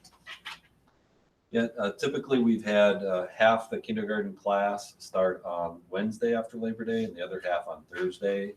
Because we have mini conferences now before the beginning of the school year for kindergarten kids, the administrative team would like to move the kindergarten start date earlier by a day. So the recommendation is to change the 2021-22 calendar so that half the kindergarten starts on Tuesday after Labor Day and the other half on Wednesday. I move to adjust the school calendar for students as per attachment. Okay, do I have a second? Second. Second by Anna. Any other discussion? Seeing none, we'll take a roll call vote, starting with Mr. Derricks. Aye. Ms. Ostendorf. Aye. Ms. Tower. Aye. Ms. Tift. Aye. Mr. Bryant. Aye. Ms. Buck. Aye. And chair votes aye. That passes 7-0. Transportation and starting, ending times. Sarah Houle from Center for Efficient School Operations is also on the call, so she may respond to some questions or provide some rationale. We have a couple of things to discuss tonight, and it has to do with the transportation contract as well as the daily starting and ending times for the upcoming school year. They are directly related to one another, so that's why they're as part of one agenda item. And currently our transportation contract has a 3-hour maximum for the length of a route. And this causes some problems if we're gonna continue with a 2-tier transportation system, which is related to lowering our walking zone to 1 mile for elementary schools and related to budget reductions that we want to realize through transportation. So again, they're all related to each other. Sarah Houle represented the school district in terms of renegotiating a contract with First Student. And in essence, she worked with First Student so that we could increase the maximum route time from 3 hours per day to 4 hours per day. And we needed to do that so that we could reduce the costs through our system and lower those no busing zones. So as kind of a part of the deal, she also negotiated an increase in the daily routes prices for the coming year. It's about a 5% increase, but I hope you remember that that's part of increasing that time, the length of the time from 3 to 4 hours. And that's a huge advantage for us. They're getting an additional 5%. Because we're in the middle of a contract, they would like to extend it by 2 more years at 2.5% increase each year for those additional 2 years of the contract. So in essence, that's the thinking in terms of the transportation contract. Now the second part has to do with the starting and ending times for kids. And that's a big topic for us to consider. This year we had the elementary kids go first and then the high school kids. The high school recommended or requested that the high school would go first for the upcoming school year and the elementary kids would go second. And it's largely because of student athletics, because we have so many kids involved in those activity programs, and so they're leaving school early when they're going out of town for games or meets. Jim and I, part of the meeting earlier today, we discussed the fact that George had mentioned to me that we actually had to let some of our we had to let our softball team out early one day for a home meet, just because they're getting out so late, and of course you want the games during daylight, and so that kind of really struck me that we should consider a change. There's also another benefit as far as there are some kids who do work after school. They would benefit from having an earlier start and earlier ending. But the primary reason for the request had to do with student athletics. The elementary principals were really focused on extending the instructional day. We shortened it up this year to make some things work with our programming, but they would like to add 15 to 30 minutes to the day for next year. And so that request is also incorporated into the tentative timelines that are listed there. Again, I want to emphasize it's a first rough draft as far as, the student day, times for drop off and pickup. We have a lot of work to do, or at least Sarah does, in terms of routing kids after we decide if it's okay to go high school first. And we'd like a decision, sooner rather than later, because after we decide who goes first, then Sarah does all the routing for kids, and then that determines where the teachers are teaching, where the paraprofessionals are working. It determines where the students are going to school for next year, and who their classroom teachers are. So we'd like to make a decision in June in order to take the next step. Questions or comments? Mr. Bryant? Thank you. I'll just piggyback on what Superintendent Anderson said from our operation meeting. We asked Sarah this, and she can jump on too. The second paragraph in her letter dated on June 2nd, I asked about that, and Jackie jumped in numbers. We had a different way to come to it, and Sarah talks about saving $150,000 by doing the 2-tier, 3 to 4 hours, but we're reducing buses too as a result of that, and moving to a 1-mile buffer for some of the kids to be picked up.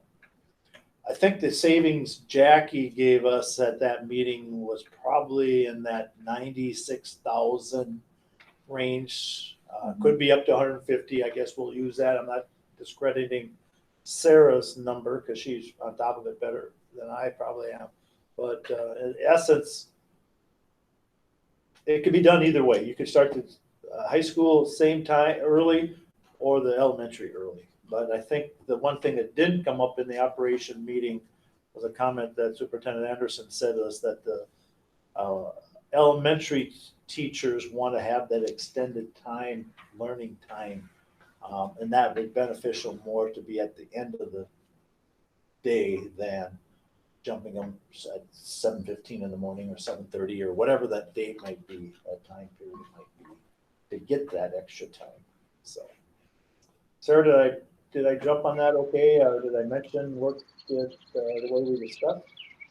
Yep, you did great. And you did highlight that, and so did Mr. Anderson, that we didn't talk through in the operations meeting, is we are accommodating that extra time, adding that back in, that our K through 6 students were missing this school year. So yeah. And we talked about too, if I may just continue, no matter what we decide, we leave it as it is or change it, there's some that are going to be happy and some that aren't going to be happy. So part of being in this role, we have to do. Jim's famous last words. Anna, I think you're in the queue. I totally understand the reasons for wanting this schedule, but I still disagree with it. I was trying to look back to see when we got this attached in our board packets, but the EAB changing school start times research that we have, that, this backs up lots of other research that really high school students shouldn't be starting school before 8:30 in the morning, just for their development and the way that teenagers tend to sleep. I have a really hard time going against that evidence that has been researched extensively to make it easier for sporting activities. And I totally understand the role that sports play in school and the difficulty of having kids leave early. I get all of that, but I think that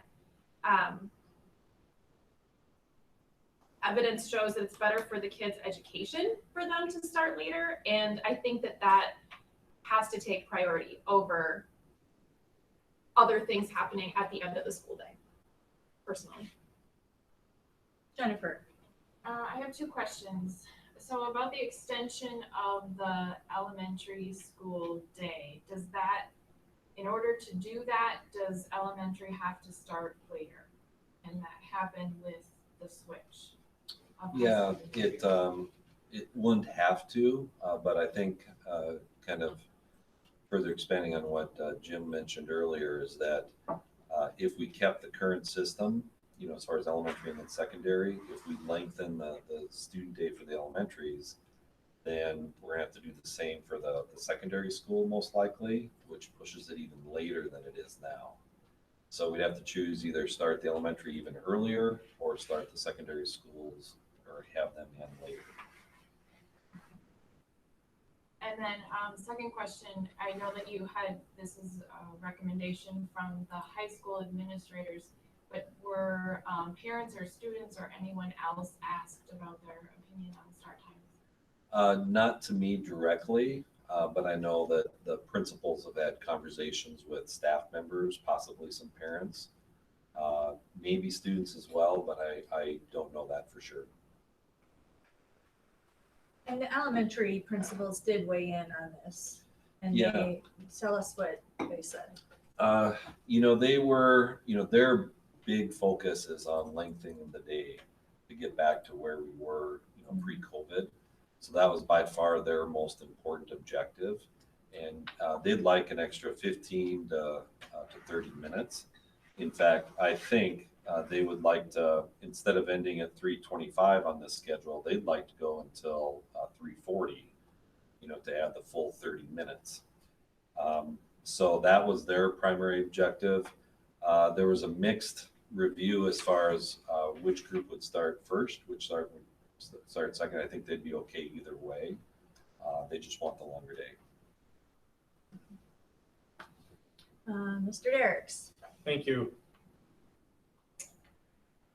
It's difficult because we had a number of students a couple of years ago stress how important it is to, with statistics and stuff, of starting a later school day.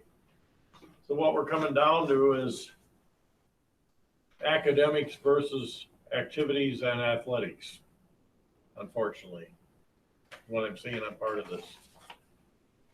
And my first thought was, I'm totally opposed to this. We need to look at the high school. But then the other part of this is, if you look at the K-6 elementary students there at 8:45, if they were starting at 7:35 like the high school, would you want a kindergartner, first, second grader, well, you can go all the way through elementary, standing out for the bus at 7 in the morning or 6:30 in the morning when it's dark in the wintertime? That's not really the answer either. The only way to accommodate everything would be to have not a two-tier bus system, but we can't afford it, in my opinion.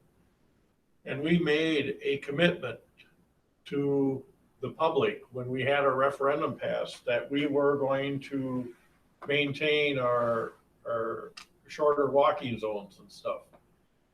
And this would keep us in compliance with our promises from our referendum. So somehow we have to get the busing system to work to get our walking zone in compliance with what we promised the public, our parents, everybody. And anything that does not live up to that promise is going to get my stern vote no. We have to live up to what our promises were. And I'm looking at this, if you flip-flop the high school and the elementary, we're going to get in that situation where a young child is going to be standing out in the dark waiting for the bus in the wintertime. And that's not the answer either. So I am in full support of the two-tier bus system. I want to say a couple more things on the two-tier bus system. The 2.5% increase per year, given the labor shortage, the qualifications for a bus driver.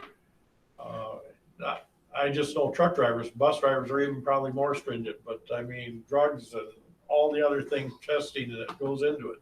There's a serious shortage of drivers in the commercial industry. Serious. It can't be met.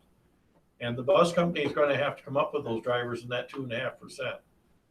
Now, looking at the fuel, if in past contracts, what I saw on the fuel is going to happen whatever the fuel does. There's fuel clause adjustments, I'm quite sure, in the contract. So it's not going to hold the cost at 2.5% necessarily. It could be less if fuel prices drop, but we know that's probably not going to happen.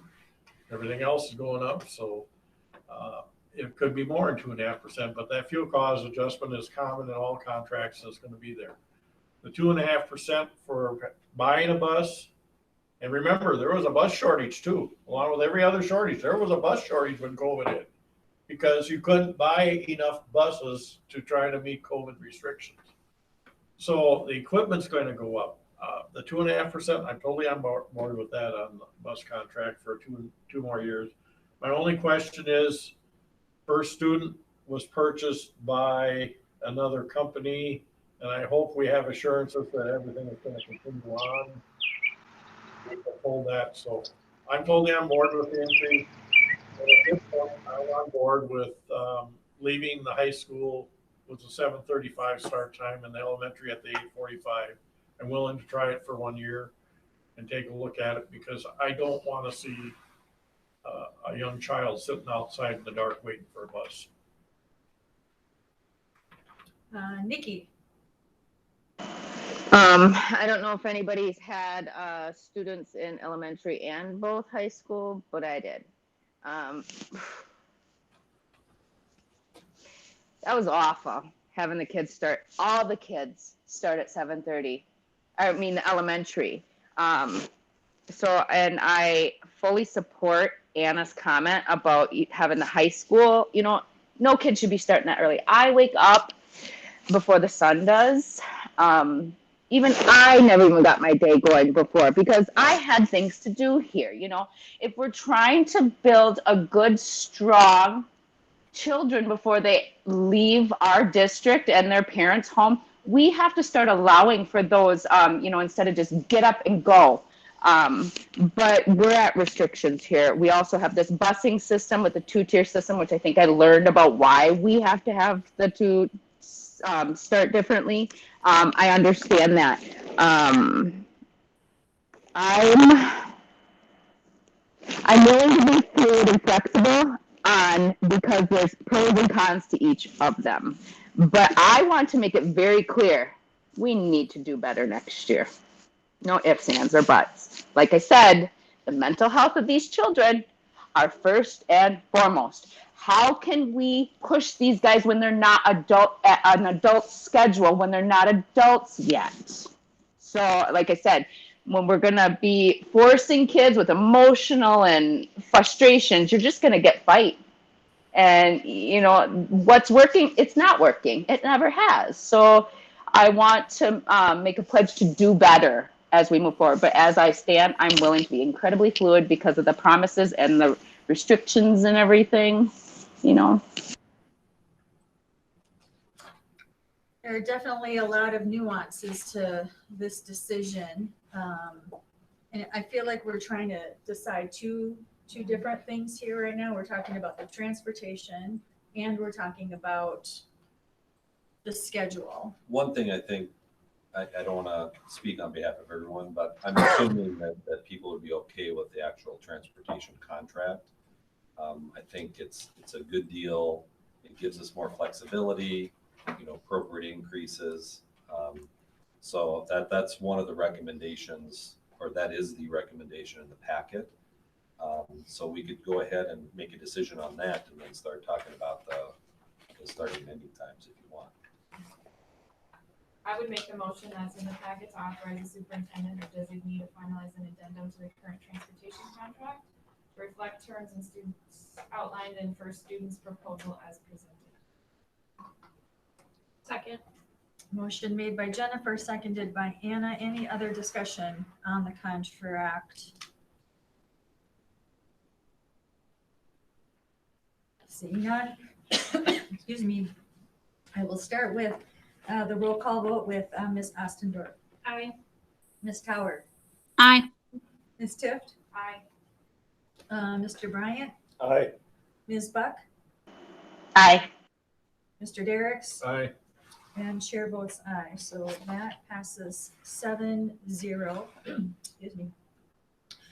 Do we want to have any just more discussion on the starting times? It doesn't sound like we're looking at making a decision tonight, but is there any more discussion on that?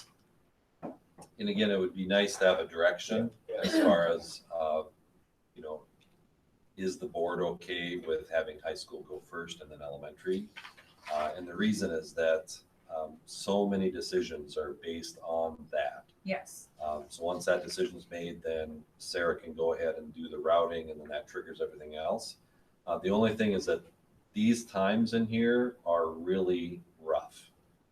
So as the routing gets figured out, you know, those could be adjusted because, you know, we want things to be as efficient as possible for all kids, actually. So that could be adjusted as we proceed with the routing.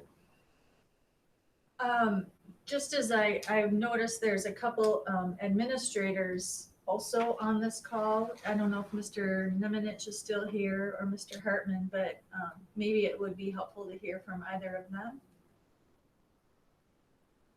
Are either of you still here? I can speak for a moment or two if that's okay with the board. This is Paul. Is that all right? Going a little off script here. Yep. Yep. Yeah, this is totally off the schedule, but I really appreciate you speaking your mind, Paul. Thanks, Paul. Yeah.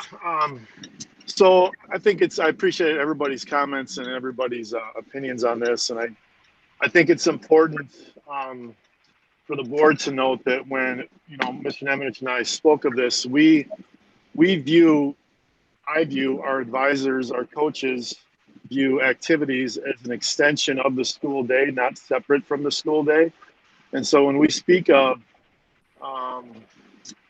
kids leaving early for games, they're not just leaving early for games, they're missing class for games. And as many people know, we participate and compete in a conference where the shortest trip is 45 to 50 minutes. And the longest is 2 hours. As conference ADs, we make accommodations for a lot of those. We'll play Mankato on a Saturday. We'll try to play Mankato before the school year starts in activities such as tennis and soccer, those types of things to make those accommodations. We've pushed some start times back next year because every board is having this conversation about school start and end times. And I want us to be careful comparing the two and not envisioning them as one and the same, that activities are part of the student's experience.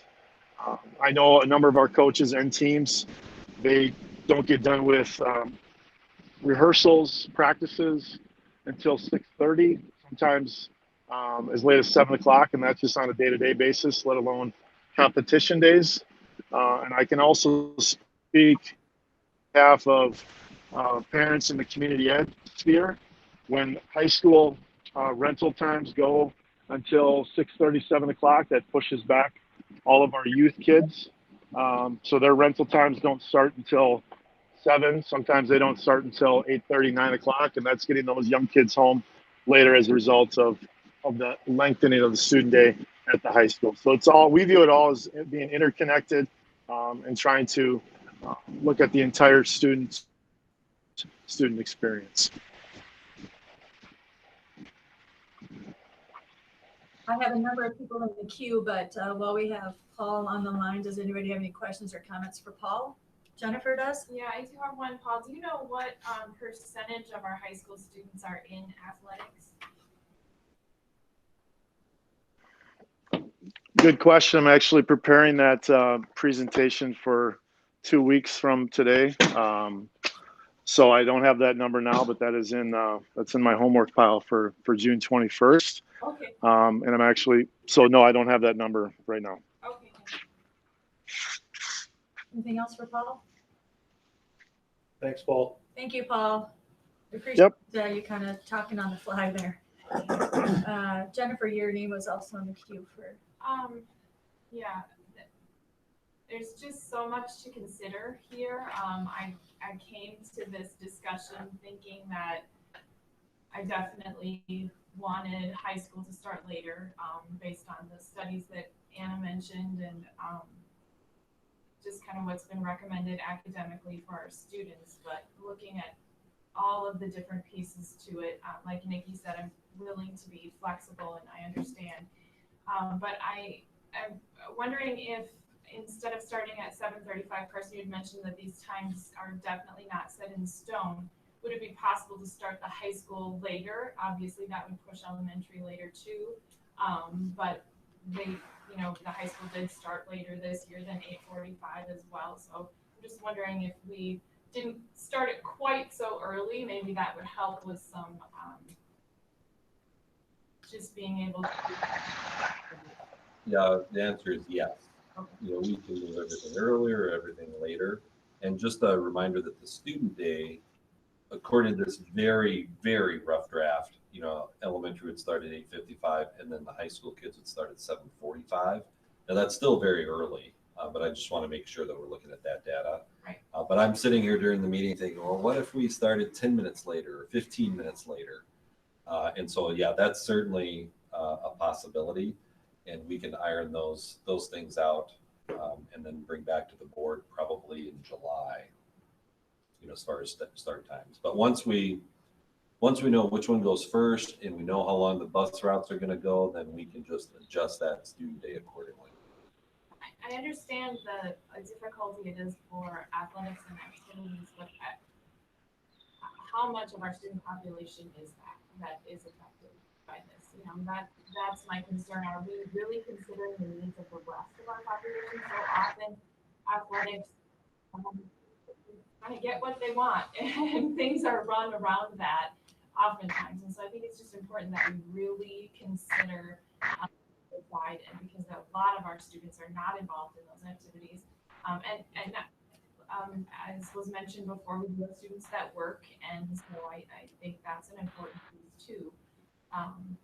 But I just want to make sure that we are considering the other side. Thanks, Jennifer. I agree. Arlen. I'm just gonna go right along on the later starting time. I was just looking what would happen if we moved everything back to 7:50 in the morning. Doesn't sound as bad as 7:35. But then I got to look a little more. Maybe we could even go 25 minutes. So it'd be an 8 o'clock start. The elementary, that gets to be a little bit late. I don't know if we can tweak our system, but it's accomplished the times elementary teaching. But I think we should be able to tweak this at least 15 minutes. Or take a look at it at least. I was kind of doing that too, Arlen. So, the high school could do 8 to 2:45 and the elementary 9:10 to 3:40 or something like that. That feels a little bit more palatable than 7:35 drop off. I don't know. Who's next? Holly? No? Holly? Yep. There's someone on the call that we keep hearing. So if who's ever on the call, if you could mute yourself, we hear birds and things, and then it makes it hard to hear Arlen or somebody else talking. Okay, that's not what I was commenting. Back when we had that beautiful carved out schedule that George did, we allowed for space for kids to gravitate into their morning in a very gentle way. And then all of this came up, and now it feels like we have to go back to normal. And normal brings us back, to when I started school at like 7 in the morning. That's not normal. There was nothing ever normal about that. I'm a high school teacher, and we now start at 8:30, 8:15 for kids. That's still kind of early for a lot of kids, but they can kind of move into it. I just think it's really critical that we do look at the amount of kids in sports, kids in activities, kids who are not, kids who are working, and get a general consensus from the students what time they need to be out of school. I mean, if the general consensus is they got to be out of school at 2 o'clock because they have to get to their job, they have to do this, they have to do this, there's not much room to play with. But if it's always going to come down to busing and money, then we're always going to be locked in to some archaic wake up on the farm early day schedule. So we could talk about it till the cows come home, but literally, I don't know what could ever change. I just think the normal old days, first of all, they weren't normal. And second of all, they're over. We have the opportunity to be really creative as we move this forward. Mr. Bryant. Thank you, Madam Chair. I'm just saying it's very nice to have a nice open discussion and everybody coming in here and willing to think about the issue instead of coming in with one mindset and rethinking it. Several of you did that, and I think it's refreshing to know that you're walking in the door, your mind's already made up, and nobody can have that time to visit, share, and express themselves to you. We do have to make a decision. The time, as I think, can be modified according to what Superintendent Anderson said, and we're not going to get right back to what I said at the beginning. You know, some are going to be happy and some are not. Just like every decision we make, and as parents, our children always don't like our decision, but sometimes there's it's made for a reason, and you can always modify it down the road. So. And Nikki. Okay, I'm always going to be advocating for mental health. I am not sports. Actually, I would been considered a cheerleader because I just want everybody to win, right? But I am highly active for my mental health and my physical health. So when we were having chaos in my home with anxiety with my girls, they're at that age. I would say over and over again, I do not want to be a teenager during these kids' time. 90s was enough. I couldn't imagine 2020. But I said to my kids, you need to get out and start exercise. Get all that pent up energy. I have a really hard time making these children sit all day indoors without more physical activity. So daughter's like, I'm not exercising with you. I'm not hiking that bluff every day or running downtown, picking up trash. I'm like, whatever. You got to do something. She picked sports. Woo! It was a total 180 with that anxiety. And she managed to keep every single A on her thing. So I just want to put it out there. We need to start encouraging physical activity, whether it's just through things on the inside that we do or on the outside or through sports. Again, like I said, I'm not a sports person. I'd rather do my own physical activity. I'm just the cheerleader because I want everybody to win. But it is super important for that mental health aspect. I will always, always, always argue that. Well, you're exactly right. I mean, the athletics, the activities, the after school, it all plays into that, doesn't it? Arlen. Thank you. I just want to point out something here, and I'm sure Sarah has looked at this, but we got to also realize from what we did a few years ago to what we're doing now, we have 3 full elementary schools, K through 6, and a high school. We are not going to try to bust the grade level centers where kindergarten and first grade got to get to Sunnyside, and 2nd through 4th got to get to Burnside, and 5 through 7 got to get to the middle school. We're only the logistics of trying to make this work should hopefully bring these times down more on what we need between these. If we're bringing whole families to the same building in the elementary, but you have the high school, I get it. There's still 2 variables, but it's a lot simpler than having the potential for 4 different locations with your children going each day. So that's all. Thank you. I think that's an excellent point because we had all those transfer buses. With this 2-tier system and the grade configurations, we may not have any transfer buses. That's a huge advantage. Then the gap between the schools might be able to tighten up. Yeah. I'm getting and again, I don't want to speak on behalf of everyone, but I'm getting a feeling that maybe the consensus would be supportive of high school starting first if we could move it closer to 8 o'clock. Is that a fair assessment? Do you want a motion on that? I'll make a motion that we give the authorization to the superintendent and the, I don't know, admin team to start the high school before the elementary school and to determine the time that best fits following this discussion today. Are you wanting a second? Yeah. Okay, I'll second that. But Good. Can you repeat it now? yeah, something about Karsten and the admin team gets to decide what time the high school starts. The high school starts first before the elementaries. From the discussion we had today. From the discussion we had this evening, Yes. June 7th. Crystal clear? So start times determined based on our discussion? Is Yeah. Okay. And high school will start first. Yeah. Don't come back at 7:30 and one start, because I ain't gonna apply. We'll do this for a whole nother 45 minutes. That's true. We don't want to do that. All right. So we have the motion made by Jim. Do we have a second? Holly second. Holly seconded, authorizing the superintendent and administrators to determine starting times based on our discussion with high school starting first. It's fair. Any other discussion? Arlen? I agree in concept with what Jim and motion and Holly second, but I just don't feel their motion is appropriate, and without hard numbers, I'm not going to vote for it. I'm looking for numbers to come back to me, so I'll be voting no. A specific start time? Specific start time? I mean, you're the one that wanted to have the kids not sitting out in the dark.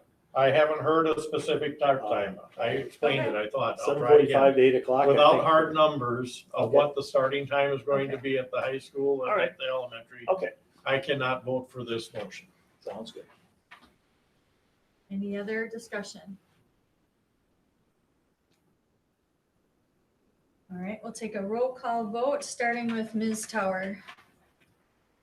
Yes. Ms. Tift? Aye. Mr. Bryant? Aye. Ms. Buck? Aye. Mr. Derricks? No, Ms. Ostendorf? Yes. And chair votes aye, so that passes 6-1. myself again. All right, Red Wing Long-Term Facilities Maintenance Plan is the next item on our agenda. Kevin Johnson is available to talk about the long-term facilities plan. We've already reviewed it at the committee, so you'll just give a very short summary. Okay, I was just gonna go here and won't share my screen. Let me try it one more time for you here. Share your screen.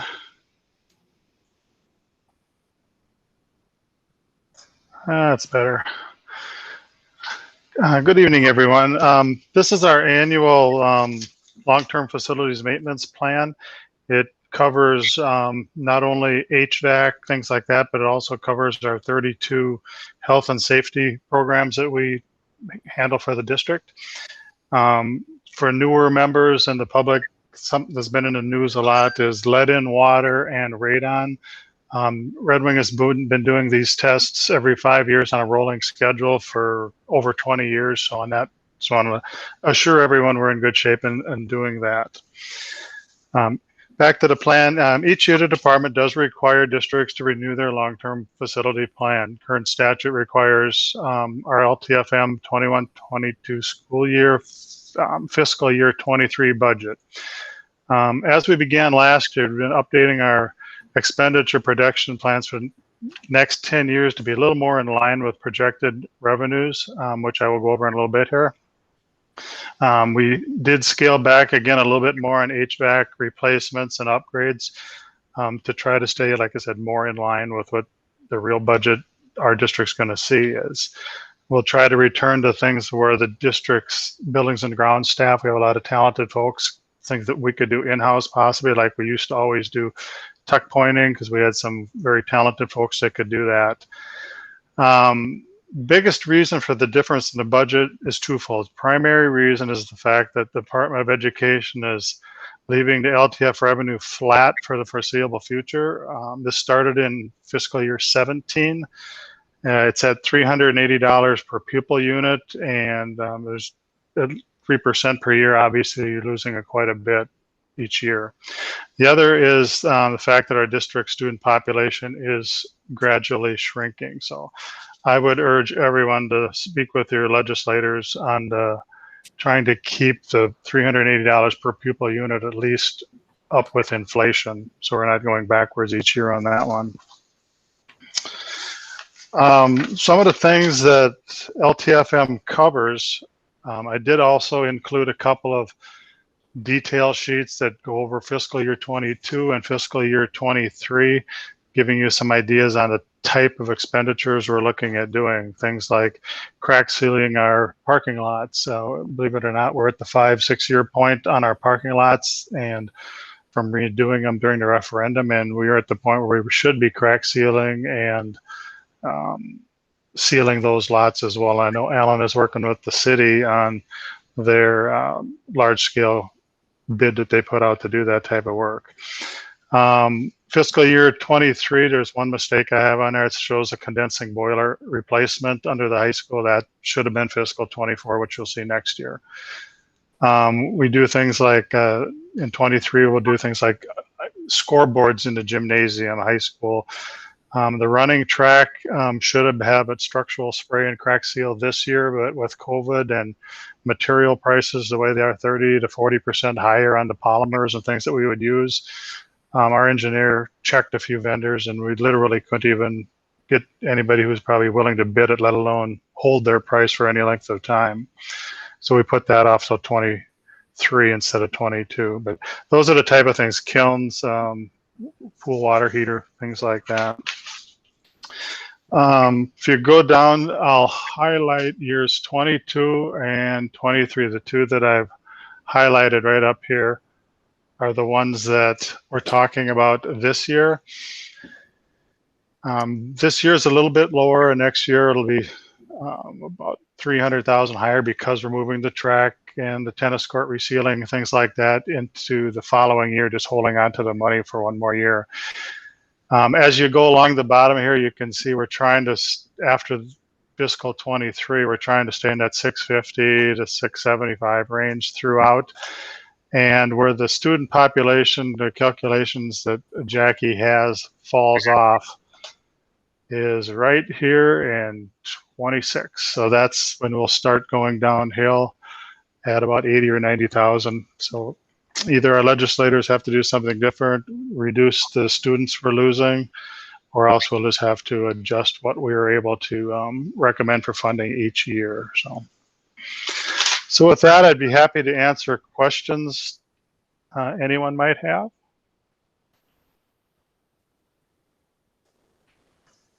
Anybody have any questions for Kevin? So again, the recommendation is to approve the resolution approving school district number 256 long-term facilities maintenance 10-year plan as presented. I will make that motion. Motion made by Jennifer, I'll second it. Arlen second. Any other discussion? Seeing none, then we will start a roll call vote with Ms. Tift, Aye. Mr. Bryant, Aye. Ms. Buck, Aye. Mr. Derricks, Aye. Ms. Ostendorf, Aye. Ms. Tower. Aye. Chair votes aye. That passes 7-0. Thank you. And just as was part of the note there, the GCED portion of this goes to GCED first. And once they approve their plan, it comes back to each of the school districts that are part of GCED. So you'll see that at a later point. We have until July 31st to turn that one in. So thank you. Thank you. And it looks like you're up for our next agenda item, Hubda Hall sound and video system. Yep. Give you a reason as why this is original equipment to the high school. It was put in when it was built. It is beginning to fail. We've had to repair amplifiers and microphones, things like that, to keep it working. There's some buzzing into speakers, things like that. Another big piece of it is that the FCC, the frequency our wireless microphones are on, is now used for cell phone coverage. So you've probably noticed, like in the cafeteria when we were meeting before COVID, every once in a while the microphone had cut out. Well, that's on the list to do in a future year for those two, for the CAF. But that is why it was cutting out and muting every so often, because it was fighting with the cell phone that happened to be in the room. So what we did here is we had meetings with these two vendors. We had each of them come in.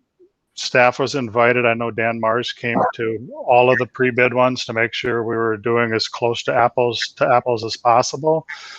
When the quotes did come in, I shared those with all of the music teachers, George and Jason as well, so the administrators could go over it as well. They then gave me the feedback as to which one they would prefer, and the higher priced one from Sound and Media is what they chose. The reasoning behind that was the one that was put in at the middle school from the referendum was happened to be the same brand. And so their usage of it, controls, because these are quite complex systems. They're good. Teachers are good for them, good for the students, and easy for presenters to come in, just plug in and go. So that is why we're recommending the higher priced system. We did have a second meeting with all the staff and Sound and Media to line by line again go through each item to make sure we weren't buying something we didn't need. We found a few things we were absolutely missing that the music teachers and Jeff from the theatrical side thought we should have. And they went back and added those in and actually came down a few $100s from our original budget. So recommending Sound and Media to do this replacement. And with that, I'd be happy to try and answer questions that you might have. Any questions? Sound system. Holly? Nope. Yep. I don't have any questions. All I can say is there is nothing worse than going to an event at a school when you cannot hear people, or when the sound system is poor, or when the kids are doing a play and you can't hear them because for whatever reason. So if you feel that this is the right company to go with, and we can get the sound system to the place where everybody can hear and participate, I think that's a good thing. And if it's a little bit more money, but they're going to sync the systems and that's going to be easier for everybody, I also think that's a good thing. So thank you. I do feel it would be good, yes, because we've seen it in action at the middle school, and it is a nice system. Anna? So I know a lot of times the theatrical performances that happen at the high school use the little theater instead of the auditorium. Does any of this equipment cross over to there, or is it just specifically for Hub to Hall? Jeff was part of this as well, and yet he's not certain that all the plays would be moved to Hub to Hall or not. So I know he has some dollars that can go towards it, which would work with the system. The following year, in fiscal year 23, the following year, we would be doing the same type of retrofit, although on a smaller scale, for the little theater as well. So the answer is yes, the capabilities are there. We did not buy all the parts, mics and lapels and things like that, because Jeff wasn't positive that all of them are going to come. We just want to make sure we're not buying it just to have it on the shelf. It's something that we need to use. So my other question is, and I don't know how much where does this fit into like our current budget? I'm sorry, I couldn't understand it. Could you say it again? Yeah, where does this fit into our current budget? Is this something that we already have? This is part of the LTFM plan we just approved. Okay, It would be part of the LTFM plan you just approved, yes. okay. So the monies are set aside for it, correct? Any other questions or discussion? I'll make the motion to approve the quote submitted by Sound and Media Solutions of Rochester for $84,369.69 as presented. Looking for a second? Holly will second. Holly, all right. Any other discussion? Seeing none, we'll take a roll call vote, starting with Mr. Bryant, Aye. Ms. Buck, Aye. Mr. Derricks, Aye. Ms. Ostendorf, Aye. Ms. Tower, Aye. Ms. Tift, Aye. chair votes aye, passes 7-0. Great. Thank you very much, everyone. Thank you. Thank you. Thank you. All right, next on our agenda is budget adjustments. Superintendent Anderson. Sure. As you know, earlier this spring, we made $2.2 million worth of reductions. The elementary administrative team and I met to discuss some issues in terms of how many general education assistant positions they need. They would like to restore 3 of those positions. So of course the expectation is how are you going to pay for it? And so we talked at length about further reducing the number of permanent substitutes. Instead of going from 8 to 6, we'd like to go from 8 to 4, so we'd be reducing 2 more. Also, we agreed that we would not hire the current vacant custodial position and 3 vacant general education assistant positions. In addition, if we still are not meeting budget reconciliation targets, then we would reduce the number of general education assistants through attrition. So again, we'd like to restore 3 of those elementary general education assistant positions using the reductions that I just described.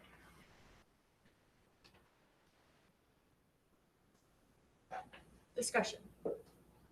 Questions? Oh, one good question that came up either at the personnel committee or during this board meeting had to do, why are we cutting permanent substitutes now when we weren't cutting them earlier?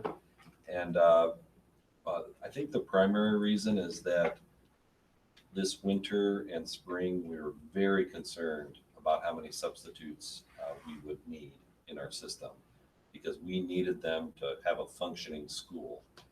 And of course, as the spring went on, especially after the budget reductions, our substitute pool started to increase again. And so that means we need fewer permanent subs, which are paid at a higher rate. And so that at least partially explains Holly's question earlier as far as, why now and not earlier? And so when talking to the elementary principals, they felt confident that we could reduce down to 1 permanent sub per elementary building and still make it work with our other regular.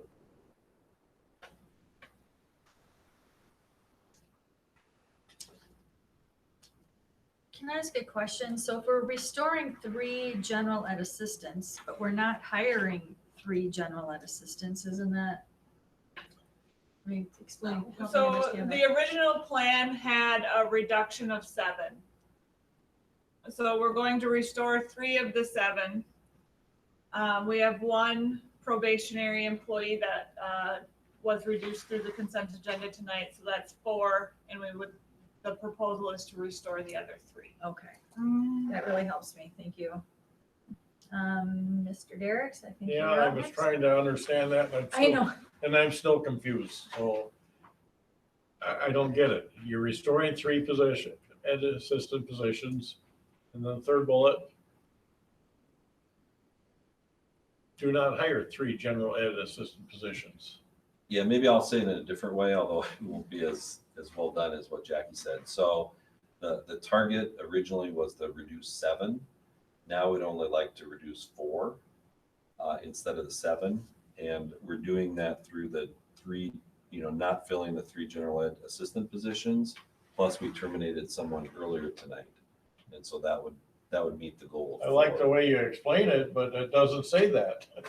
Yeah. Doesn't it kind of say that? Not to me.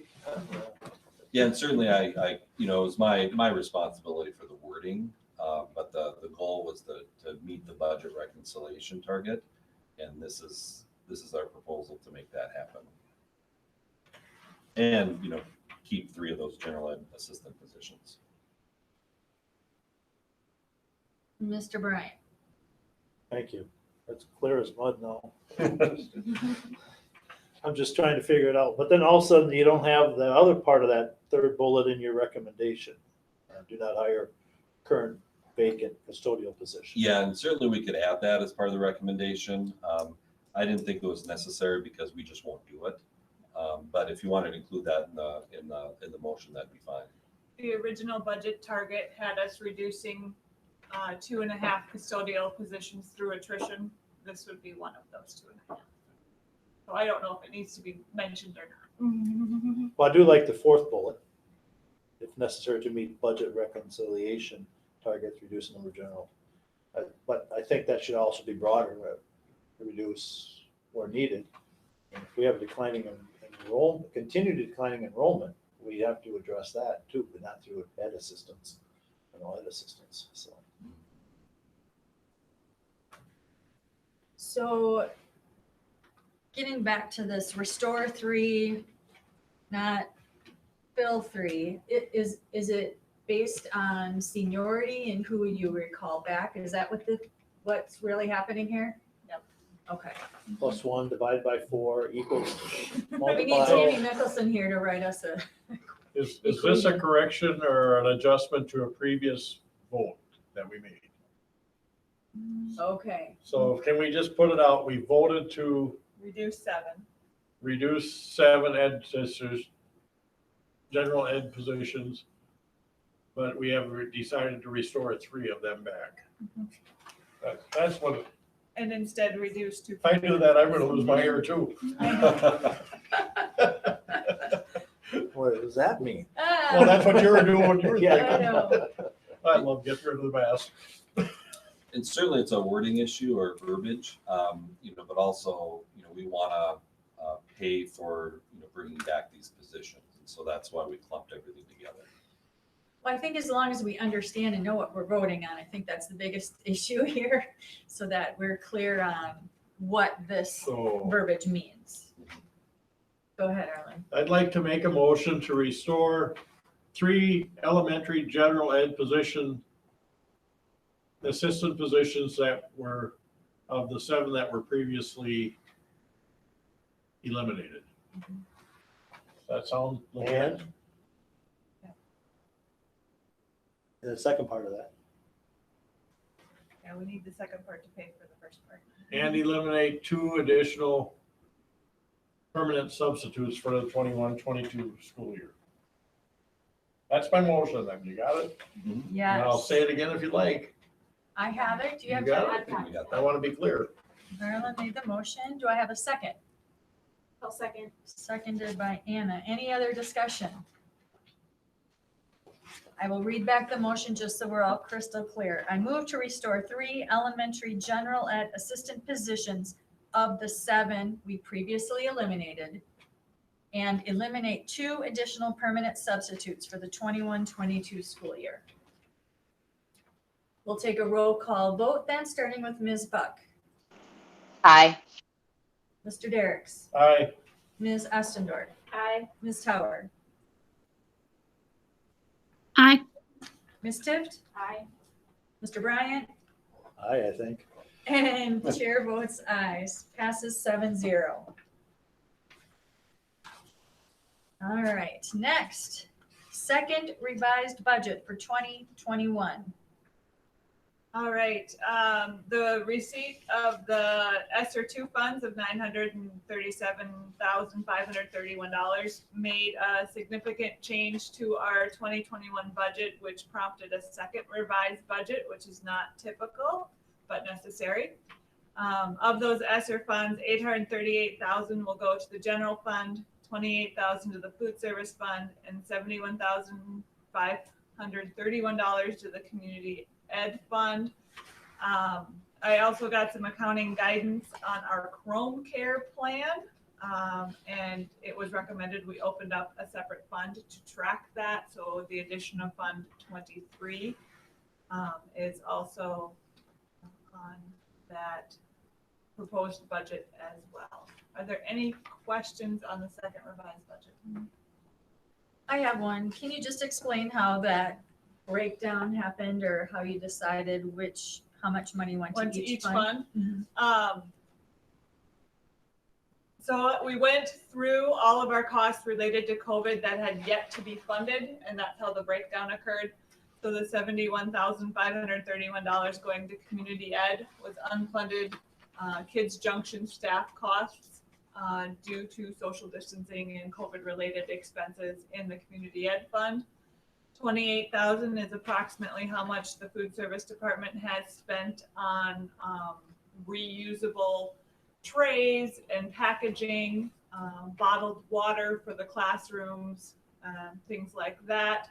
And the remaining funds in the general fund are going to fund the unfunded portion of the online teachers and sanitation supplies that were unfunded, and a lot of things that were going unfunded from ESSER 1, the CRF funds, and other COVID funds we had received to date. All right, thank you. Mr. Bryant? Thank you. Yeah, that ESSER 2 funds is kind of a nice thing. What did we do with our fund balance what is our projected fund balance without OPEC in there? Whatever it is, OPEC or OPEB, not OPEC. That's oil. In total? Or I'm just saying, are we up, down, or otherwise? hang on. I'm just trying to there's so many pages here, it's just so many different numbers. So the main page we want to look at, there is a couple of them. So it'd be of the PDF, I believe it's page 2, it's the one right after the cover. We'll see our unassigned general fund balance will be, we're projecting a net increase there of about $89,000, $88,769. General fund in total, with the restricted fund balances, we plan to take out $598,273. If you look up to that long-term facilities maintenance line, you'll see the majority of it is residing there. That was planned spend down for the redo of the Burnside parking lot. So what would we end up with taking that out? What are we gonna end up here? Where There's so we're many gonna pages. end up in total, 4.9 million. 4.9, Yep, in general fund, and then what was it last year? Just so, because I didn't want to find that. 5.5. So we're down 600,000. Yep, and the majority of it is planned Burnside spend good. down for the Burnside parking lot. Didn't we? Yeah, that was we did that last August. Last summer.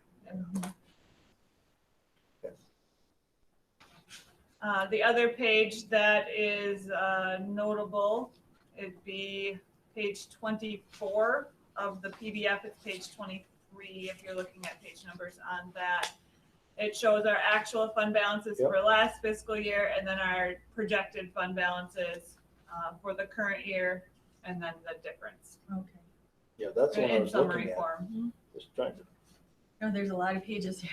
Yeah, unreserved is up 88,000, and restricted was down 687. Okay.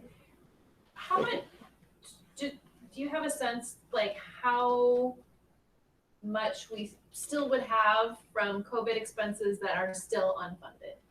Do you have any ballpark idea? This should cover this fiscal year. Okay. Going into the future, it's really hard to predict right now. Okay. Other comments, questions? I just shared this at the finance committee meeting, if I may, Holly. We do have a school that's somewhere near to us that's getting close to statutory operating debt. Once you get to negative 2.5%, percent, meaning you've exhausted your reserves, they come in and basically take over. And the first questions they will ask each one of you, what did you do to try to stop this? Why didn't you stop this? And all that. So finances is you may think, we got the money, let's spend it, which is probably not the right thing to do, because once you get that, you fight to get out of it. We're all bad. And so that's why the finance committee meets and tries to, do our best to bring recommendations and stuff. And Jackie and Karsten do that, because we get to that point. We're responsible. We're responsible. Yeah. They will look you right in the eye and call you by name and say, why didn't you do something? And And we don't want to say because we didn't know. yeah. And that's why, yeah, We know. it's not as healthy as others, but we're aware of it. So I'm not trying to cast doubt or another thing we're doing here. I just wanted to bring up the point that we have responsibility here as a board. Oh, So, thank you. Other comments, questions?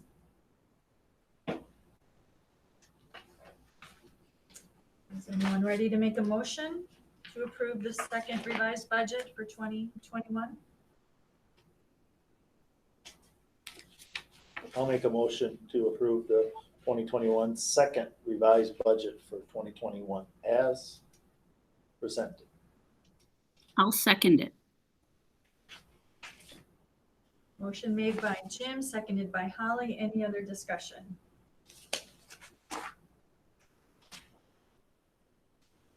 Seeing none, I will take a roll call vote, starting with Mr. Derricks. Aye. Ms. Ostendorf. Aye. Ms. Tower. Aye.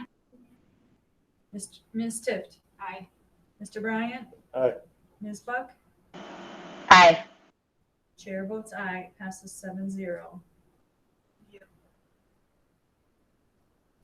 All right, non-discrimination officers is our next agenda item. Yeah, we've discussed this in our legislative and policy committee.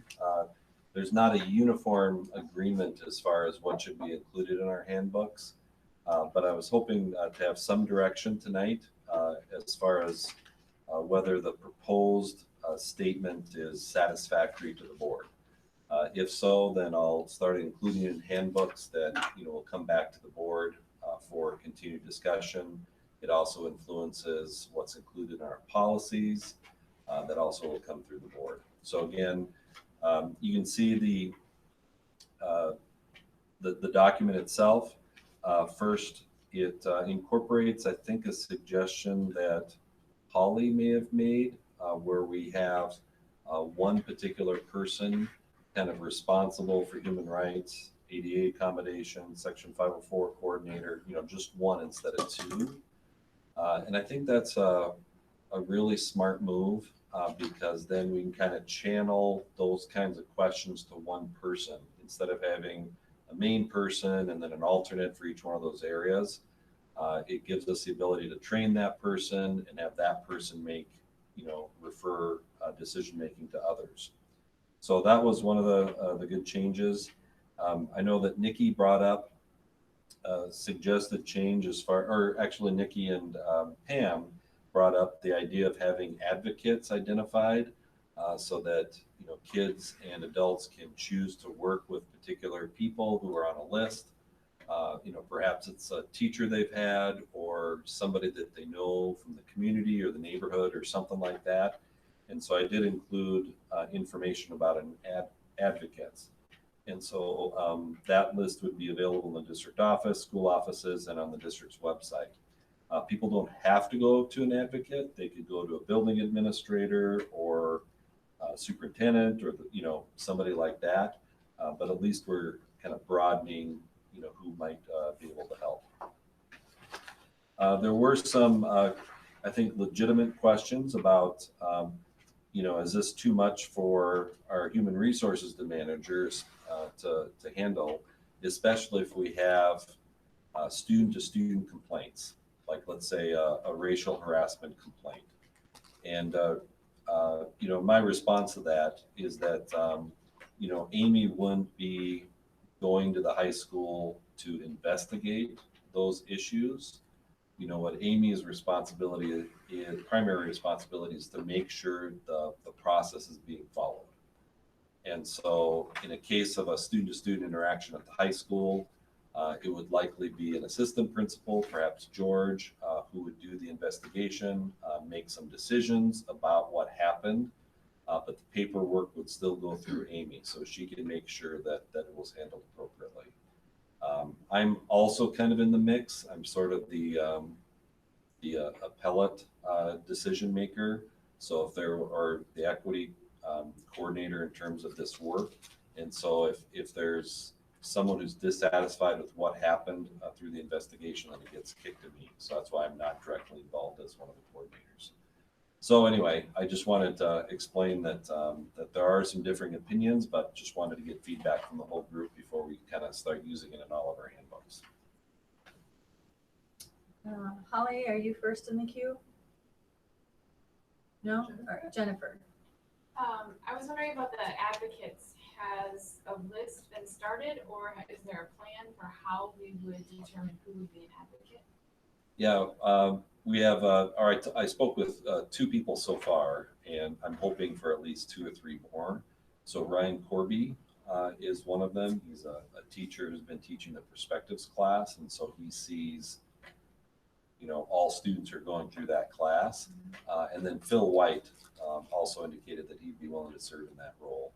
It'd be nice to have 2 or 3 more, and then those advocates would receive training, as far as how the process works, what their role is, what their role isn't, those kinds of things. And I think it's a nice thing to offer our students. Yeah, and by the way, just to recall people's memory, we discussed this at length, I think, during a workshop. That's where some of these ideas came out, and then we've kind of refined them through the process. So we've been making good progress on it. Now, Holly. Where does that form come in? The one that we have on the district website? How does HR or administrators or these advocates, how do they utilize one form? Or is there going to be separate forms for kids, community members, staff? Because the form is pretty innocuous. It doesn't have a lot of detail on what they're expecting. So how is that going to be moved forward? Yeah, we have, and what you're referencing is our complaint form. So we have one complaint form for harassment, bullying, discrimination, and other human rights incidents. That may change because we'll also be updating our sex discrimination policy, and so they have different requirements than what we've been doing in the past.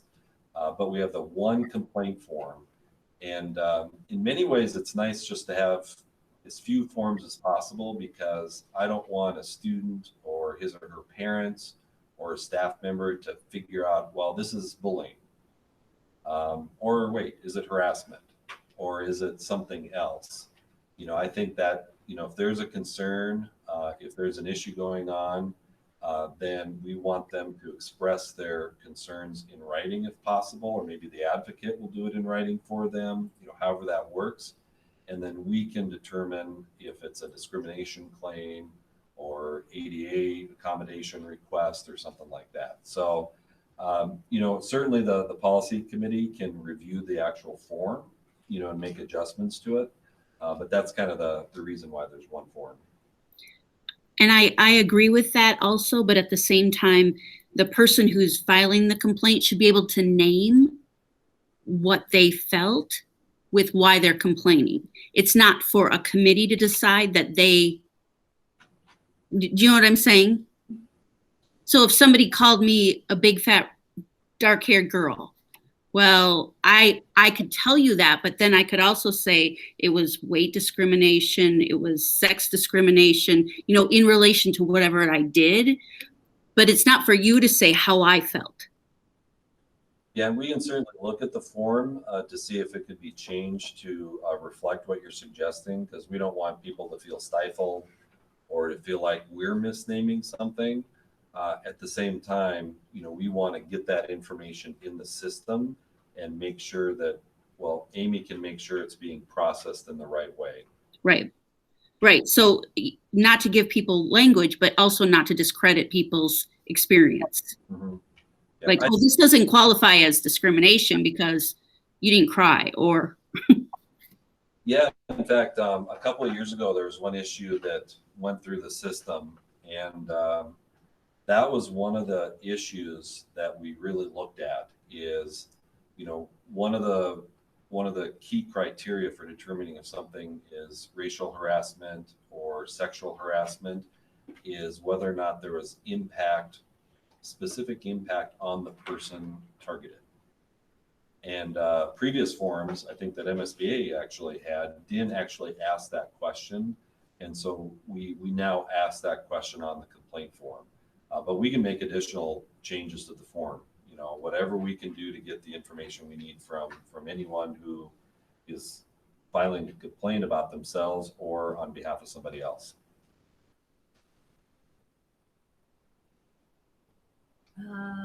Arlen. All right. We're going to go to the background information. Legislative and Policy Committee reviewed the information on multiple occasions. Not all committee members agree with the language proposed. One committee member, and that was me, so just so you know, expressed concern that the human rights manager was not that the human rights, it's a human resource manager. Oh, yes. Should not address student to student complaints. I want to go back and on record and say that I still believe that is wrong. I think the human resource manager would be the appropriate manager when it's an employee issue with other employees, but I do not feel student to student, parent student, several other is something that falls under a human resource coordinator. Their job is to take care of employees. And I will stand by that, and I will be voting against this if it continues in there. Thank you. Yeah, and again, just you know, we would be asking the human resources manager to also serve as a human rights manager or human rights officer, but that doesn't mean that she would be personally investigating a student complaint about another student. I mean, that would almost in every case be referred to the principal or an assistant principal in the building. I don't think she should even be aware of it. So I'm just going to stay there. I'm done. I'm sorry. Yeah. I think it's a conflict. It's wrong.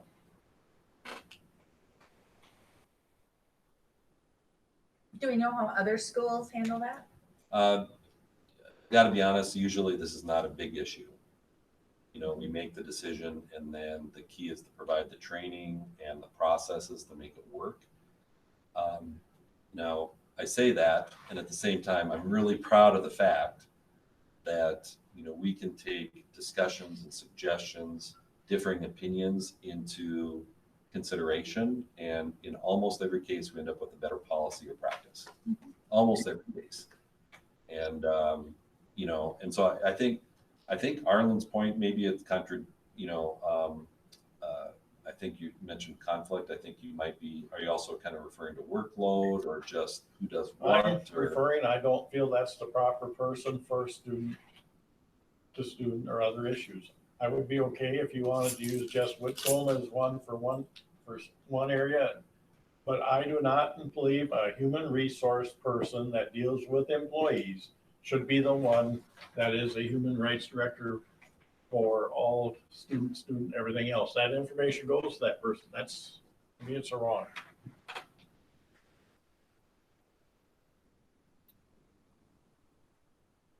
Nikki, you're in the queue. As a student who has been held highly accountable for the disciplinary actions in this. And not to mention also racially discriminated against. We have not changed since I was in high school. They are still saying the same thing to our students as they did to us back then. So I would have to suggest that I like this approach, but I think we should spend more time on it to finesse it, because I don't want to come back in 4 years and have to readdress the racial issue here. So if we're going to do it, we're going to do it right. And if I could add to that, you know, to do things right, I think well, there's several important factors. First, we need the right process. We need the right complaint forms. We really need to provide additional training for everyone involved in the process, and that includes all staff members. You know, and so I think training is critically important here. And I know one or more board members have really stressed that too, and I completely agree with that. And then you know, we simply need to get people to fill out the form, or to let us know that a form should be, you know, to me, and then we need to address it appropriately. So, you know, there are a whole bunch of layers that we really have to follow through. And, you know, I expect, and I think we expect, you know, that to happen. Holly. Well, I've been saying this for years, but we're short-staffed in the HR department because there are multiple things that go on within a school district that take multiple steps. When you investigate something like this, it's not just a, hey, what happened? Thanks. There are multiple steps in investigating things like this. And you can't say, well, I don't want this person to do it, but I'd be happy with just that person doing it. That's not how things work in like the big picture. People have to be trained. They have to be certified. They have to have the licensure. They have to understand what is behind why people feel these ways. So when we put out there that we're going to look at the form, who's we? I mean, are you going to compare it to best practices with the state of Minnesota? Are you going to compare best practices with, you know, MSBA? You know, we as a group are not versed in what a form should look like. We could all add suggestions. And, you know, I could look at the one that we use in St. Paul. I'm not so sure that that's the best form either. But there are, like Nikki said, multiple things that have to come into play here. And when we just try to check the box and, you know, put it in, well, it's one, I don't think it's doing justice if we're going to actually make significant change. So students, you know, historically always report it to the principal or to a teacher who then reports it to the principal. The teachers by law have to report if there's some kind of, you know, something that happens, or a social worker, or, you know, and then it goes into, are they going to be mandated to report it to the county? I mean, there are multiple steps of things like this. So I think social workers should be involved. I think psychologists should be involved. I think your administrators should be involved. I think those people should be sitting around a table and talking about what this looks like, not us. And then they can bring back what best practices looks like to us so that we can then go, oh yeah, that's great. That's basically how I see it. Yeah, and I'm not sure if they're, you know, the exact source for best practices, but we're always willing to consider feedback from our own staff and students, as well as other examples. You know, obviously we can do that. Our complaint form is largely based on the complaint form that the Minnesota School Board Association suggests. Mr. Bryant. Thank you, Madam Chair. No, I like the idea of having some of this in here, but I think Arlen's right about, you know, that human rights or whatever that is person. But I do want to make sure that we have some mechanism in place, and you can share if there is one, that if we have student on student, that there's something there that people can go back, not everybody, but the administrators go back to see if that student's done. A different person gets the complaint investigated, when another person gets another complaint investigated, that there's information crossing to make sure that that same alleged violator is more, that just, it's just not an isolated case. And is there something like that in place? I'm going for, especially now when we move schools around, or not schools around, students around the schools. Is that something like that in place? Yeah, and actually having one person kind of oversees the process will make it a stronger process, because everything will go through one person instead of two, or possibility of two. But the answer is yes. When there's a form that's filled out, it gets processed through one of the coordinators who are listed in our current policies, and then they maintain that information. I will add, though, that it's not just the person who is who should be disciplined or should be addressed. It's also the victim. Correct. Because as those documents come through, then we can better track who the perpetrators are and who the victims are in the process. So but that's handled in one area. But right now we have Sherry Johnson, we have Amy French, we have Jess Whitcomb, we have multiple people who are kind of involved. This year it hasn't been much of an issue just because of hybrid and distance. I just think about the high school, and I'm sure they talk, but I have 3 basic principals and 2 assistant principals that something might get not whatever. I'm not saying it is or isn't. I just have more people investigate the student on student. That's what I'm referring more to.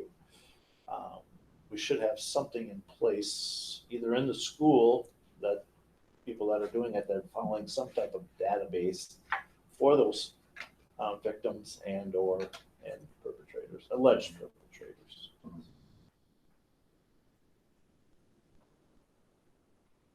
Jennifer. I'm just wondering if we're kind of talking about 2 different things here, that tonight, whether we want to approve this as a policy in the handbook,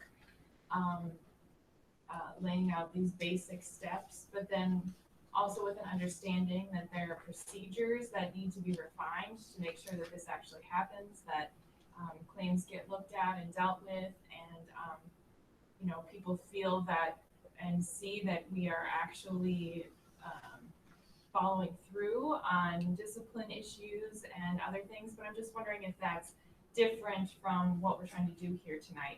So is it possible that we could continue this conversation in a workshop or something further? I think it's an important conversation to be able to make sure that there is follow through on these things. We know in the last couple of months we've had some racial issues brought up, racial discrimination, words being used. These are complaints by our students and by our parents. And we need to make sure that there's follow through on that. And I think part of that is related to this, but do we need to know that right now, or can we just approve this policy at this point and then have further discussion on what that follow through is?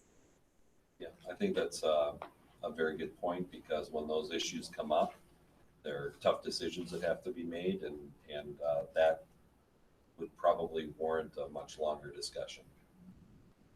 I agree.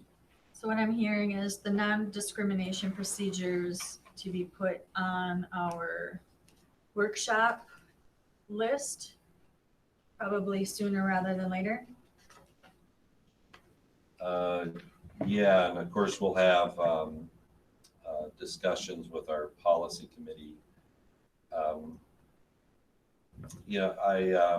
The answer is yes. We can certainly have it on, but we also have a timing issue, because as we're changing policies and practices, and we have to make those decisions so we can get the handbooks printed, so we can do the training and get the year started. Right.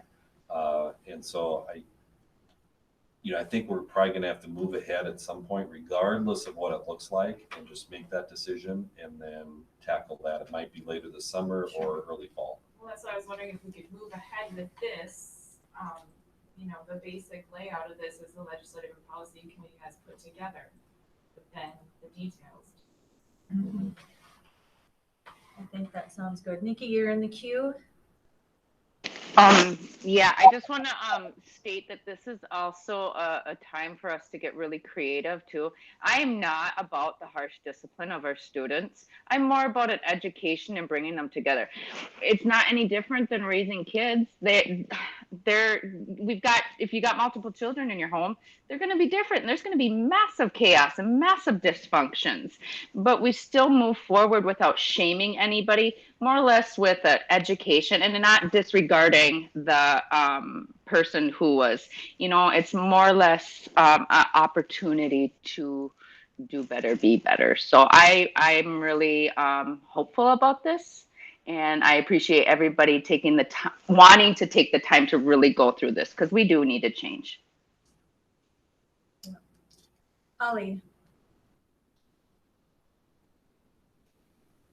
Wrong button. Jennifer, thank you for pointing that out, that it took on a life of its own, but really it's just that simple right now, and none of it's simple. But if we just move forward with what you just, kind of laid out for us, and then we can rehash it and hash it and get creative and talk about all of the things that we need to do better, or staff can bring to us after they've done a round table around what it looks like in the district. Because like I said, we're not the experts, but there are people out there that are experts in trauma and discrimination, all kinds of things. So thank you. I'm prepared to do that. Anna. Yeah, just kind of continuing on that, I think this isn't perfect, but it is an improvement upon what was currently in the handbooks, and with the interest that we got to move on, that, get things in place for this upcoming school year. Also knowing that we have improvements to make, I move to include the attached non-discrimination information in district policies and handbooks as needed. Do I have a second? Nikki Buck, second. Motion made by Anna, seconded by Nikki. Any other discussion? Seeing none, we'll take a roll call vote on that motion, starting with Ms. Ostendorf. Aye. Ms. Tower. Aye. Ms. Tift. Aye. Mr. Bryant. Aye. Ms. Buck. Aye. Mr. Derricks. No. And chair votes aye, passes 6-1. Review of policies. Yeah, the Legislative and Policy Committee reviewed the policies that are listed in this section. And so really this is more of a formality, just letting the school board know that the policy committee's already reviewed it. If there are questions, feel free to contact me at any time. It doesn't have to be just when we're reviewing the policies, but any questions, just contact me about any policy in the district. So we don't need board action or anything like that on the policies. We'll just update, when they were reviewed officially. Okay, that sounds good. And then our final piece of business this evening is an open or closed session to conduct an evaluation of the superintendent. I believe that we will go into a closed session to discuss the evaluation. So I need a motion to go into closed session. Motion made by Holly. Do I need a second? Mm-hmm. Yep. With Anna, raised her hand for a second. Any discussion? Just a question. Yep. I think we should have a verbal answer instead of a nodding of a head Okay. from the superintendent. Closed session or open session? Closed session. Thank you. Closed session. And then just a reminder for the public is that, and all of us, is that after we return from the closed session, our only action will be to adjourn the meeting. So we aren't going to talk about anything else. We'll just adjourn the meeting. Right. All right, so we need a roll call vote. Just one more question. Yes. We do have future topics and upcoming meetings is after that, before we adjourn. So we just talked about it. Yeah, we could cover that now if you Sure. like. We should probably do that because you just announced that we are looking at just adjourning. So Well, the upcoming meetings that we have is, let's see, The 21st, we have a school board meeting. The 28th of June, we've got a workshop. All the other meetings, committee meetings are listed in our school board packet. Anything other meetings that we'd like to highlight coming up? Our workshop on the 28th is going to include budget, but what else? What's the other topic of it? On labor negotiation Oh, strategy. okay. And I think that'll be enough for that. That'll be enough, Yeah. All right, so back to moving into a closed session. I need a roll call vote, starting with Ms. Howard. Aye. Ms. Tift? Aye. Mr. Bryant? All right, Ms. Buck? Aye. Mr. Derricks? Aye. Ms. Ostendorf? Aye. And chair votes aye, 7-0. We are in closed session 9:17. And actually, what we'll have to do is you'll need to get out of this meeting. Okay. So that Lisa can finish that and then log in again to the closed session that Lisa will be sending you those meeting invites if she hasn't already done so. Okay. so we'll get out of this one. We're coming back to this one too. I think she has a different meeting set up.